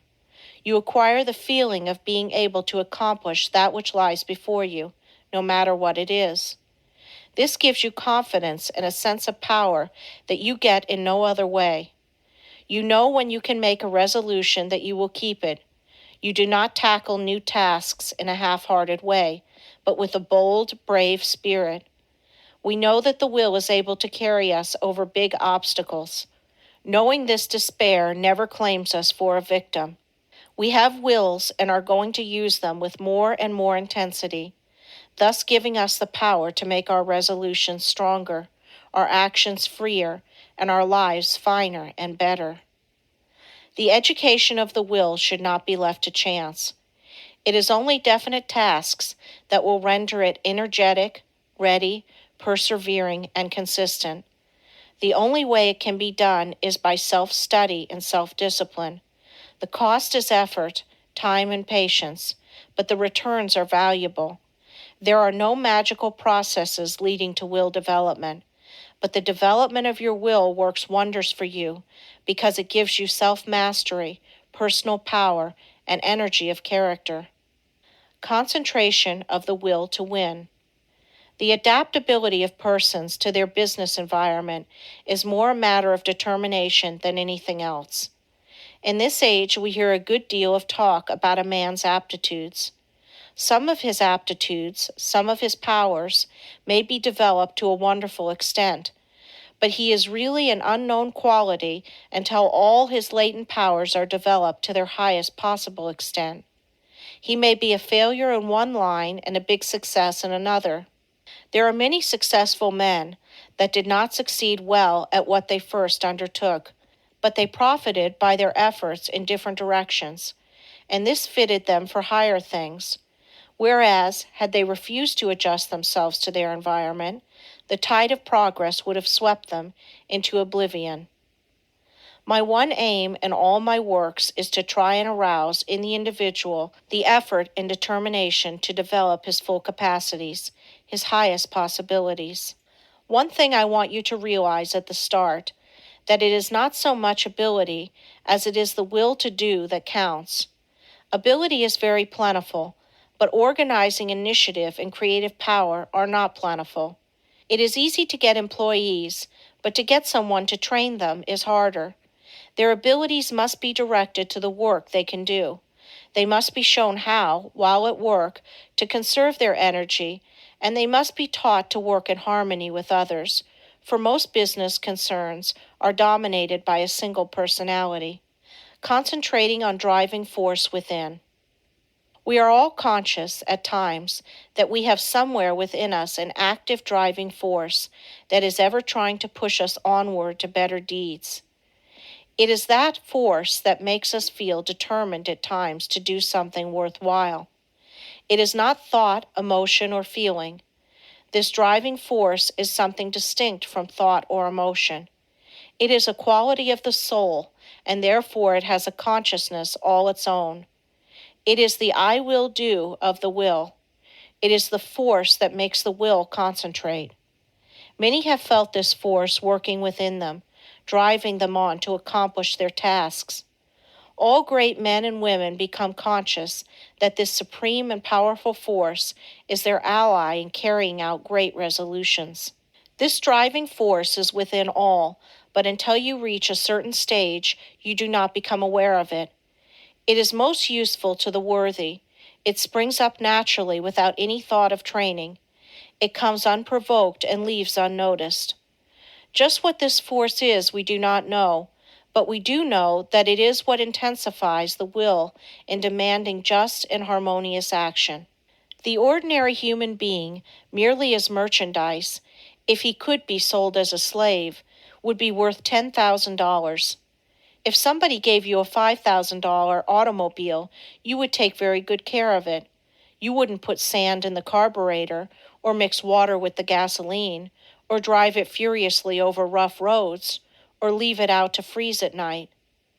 Are you quite sure that you take care of your own body, your own health, your own real property, as well as you would take care of a $5,000 automobile if it were given to you? The man who mixes whiskey with his blood is more foolish than a man would be if he mixed water with gasoline in his car. You can get another car, you cannot get another body. The man who misses sleep lives irregularly, bolts his food so that his blood supply is imperfect. That is a foolish man, treating himself as he would not treat any other valuable piece of property. Do you try to talk with men and women who know more than you do, and do you listen rather than try to tell them what you know? There are 100,000 men of 50 and men of 60 running along in the old rut, any one of whom could get out of it and be counted among the successful men if only the spark could be found to explode the energy within them, now going to waste. Each man must study and solve his own problem. Lesson 20. Concentration Reviewed. In bringing this book to a close, I again want to impress you with the inestimable value of concentration, because those that lack this great power, or rather, that fail to develop it, will generally suffer from poverty and unhappiness, and their life's work will most often be a failure, while those that develop and use it will make the most of their life's opportunities. I have tried to make these lessons practical, and I am sure that many will find them so. Of course, the mere reading of them will not do you a great deal of good, but if the exercises are practiced and worked out and applied to your own individual case, you should be able to acquire the habit of concentration in such measure as to greatly improve your work and increase your happiness. But remember, the best instruction can only help you to the extent to which you put it into practice. I have found it an excellent idea to read a book through first, and then reread it, and when you come to an idea that appeals to you, stop and think about it. Then, if applicable to you, repeat it over and over, that you will be impressed by it. In this way, you can form the habit of picking out all the good things you read, and these will have a wonderful influence on your character. In this closing chapter, I want to impress you to concentrate on what you do, instead of performing most of your work unconsciously or automatically, until you have formed habits that give you the mastery of your work and your life powers and forces. Very often, the hardest part of work is thinking about it. When you get right into it, it does not seem so disagreeable. This is the experience of many when they first commence to learn how to concentrate. So never think it a difficult task, but undertake it with the I will spirit, and you will find that its acquirement will be as easy as its application will be useful. Read the life of any great man, and you will generally find that the dominant quality that made him successful was the ability to concentrate. Study those that have been failures, and you will often find that the lack of concentration was the cause. One thing at a time, and that done well, is a good rule, as I can tell. All men are not born with equal powers, but it is the way they are used that counts. Opportunity knocks at every man's door. Those that are successful hear the knock and grasp the chance. The failures believe that luck and circumstances are against them. They always blame someone else instead of themselves for their lack of success. We get what is coming to us, nothing more or less. Anything within the universe is within your grasp.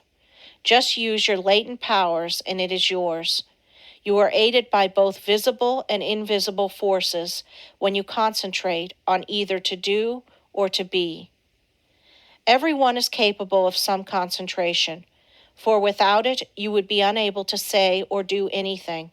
People differ in the power to concentrate because some are unable to will, to hold the thought in mind for the required time. The amount of determination used determines who has the strongest will.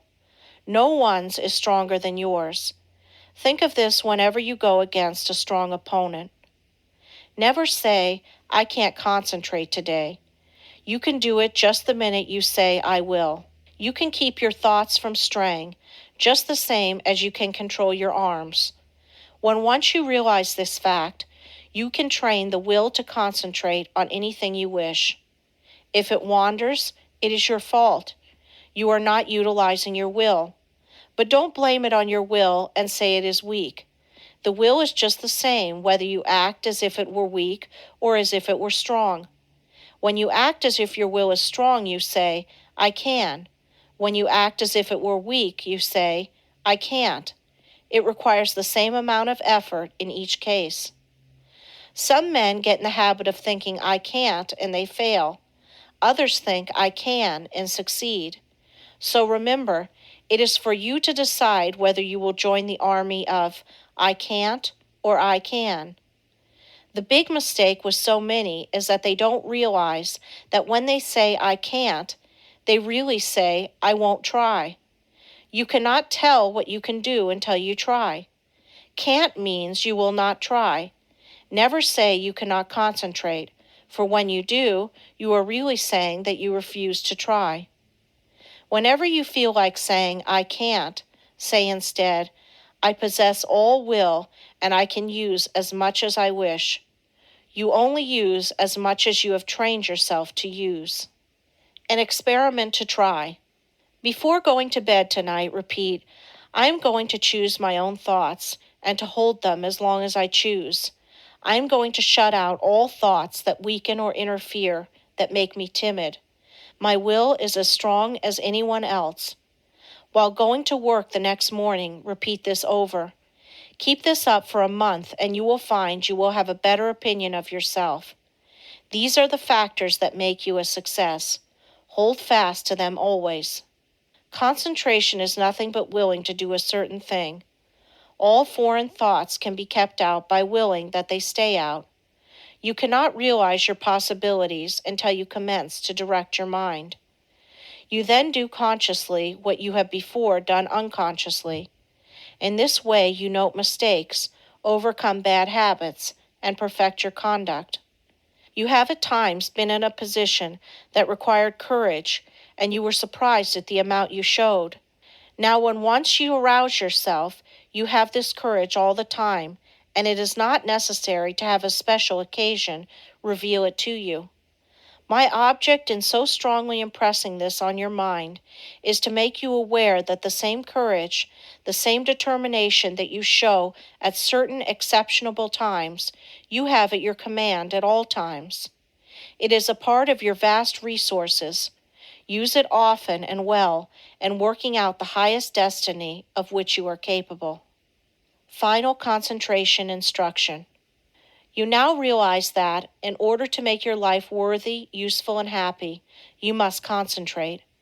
A number of exercises and all the needed instruction has been given. It now remains for you to form the highest ideal that you can in the present and live up to that ideal and try to raise it. Don't waste your time in foolish reading. Select something that is inspiring, that you may become in rapport with those that think thoughts that are worthwhile. Their enthusiasm will inspire and enlighten you. Read slowly and concentrate on what you are reading. Let your spirit and the spirit of the author commune, and you will then sense what is between the lines, those great things which words cannot express. Pay constant attention to one and one thing only for a given time, and you will soon be able to concentrate. Hang on to that thought ceaselessly until you have attained your object. When you work, let your mind dwell steadily on your task. Think before you speak, and direct your conversation to the subject under discussion. Do not ramble. Talk slowly, steadily, and connectedly. Never form the hurry habit, but be deliberate in all you do.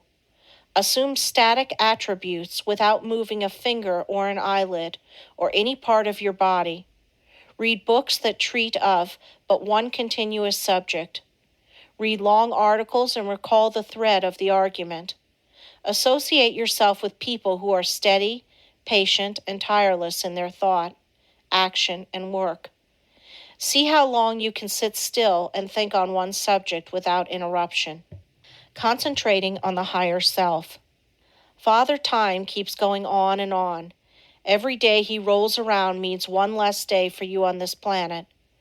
Most of us only try to master the external conditions of this world. We think our success and happiness depends on us doing so.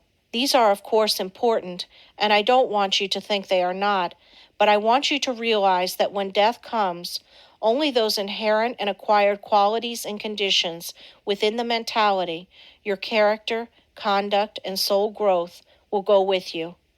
If these are what they should be, you need not be afraid of not being successful and happy, for with these qualities you can mold external materials and conditions. Study yourself. Find your strong points and make them stronger, as well as your weak ones and strengthen them. Study yourself carefully, and you will see yourself as you really are. The secret of accomplishment is concentration, or the art of turning all your power upon just one point at a time. If you have studied yourself carefully, you should have a good line on yourself, and you should be able to make the proper interior readjustments. Remember, first, last, and always, right thinking and right living necessarily results in happiness, and it is therefore within your power to obtain happiness. Anyone that is not happy does not claim their birthright. Keep in mind that someday you are going to leave this world, and think of what you will take with you. This will assist you to concentrate on the higher forces. Now start from this minute to act according to the advice of the higher self in everything you do. If you do, its ever harmonious forces will necessarily ensure to you a successful fulfillment of all your life purposes. Whenever you feel tempted to disobey your higher promptings, hold the thought, my higher self ensures to me the happiness of doing that which best answers my true relations to all others. You possess latent talents that, when developed and utilized, are of assistance to you and others. But if you do not properly use them, you shirk your duty, and you will be the loser and sufferer from the consequences. Others will also be worse off if you do not fulfill your obligations. When you have aroused into activity your thought powers, you will realize the wonderful value of these principles in helping you to carry out your plans. The right in the end must prevail. You can assist in the working out of the great plan of the universe and thereby gain the reward, or you can work against the great plan and suffer the consequences. The all-consuming fires are gradually purifying all discordant elements. If you choose to work contrary to the law, you will burn in its crucible. So I want you to learn to concentrate intelligently on becoming in harmony with your higher self. Hold the thought, I will live for my best. I seek wisdom, self-knowledge, happiness, and power to help others. I act from the higher self. Therefore, only the best can come to me. The more we become conscious of the presence of the higher self, the more we should try to become a true representative of the human soul in all its wholeness and holiness, instead of wasting our time dwelling on some trifling external quality or defect. We should try to secure a true conception of what we really are, so as not to overvalue the external furnishings. You will then not surrender your dignity or self-respect when others ignorantly make a display of material things to show off. Only the person that realizes that he is a permanent being knows what the true self is. End of The Power of Concentration by Theron Q. Dumont.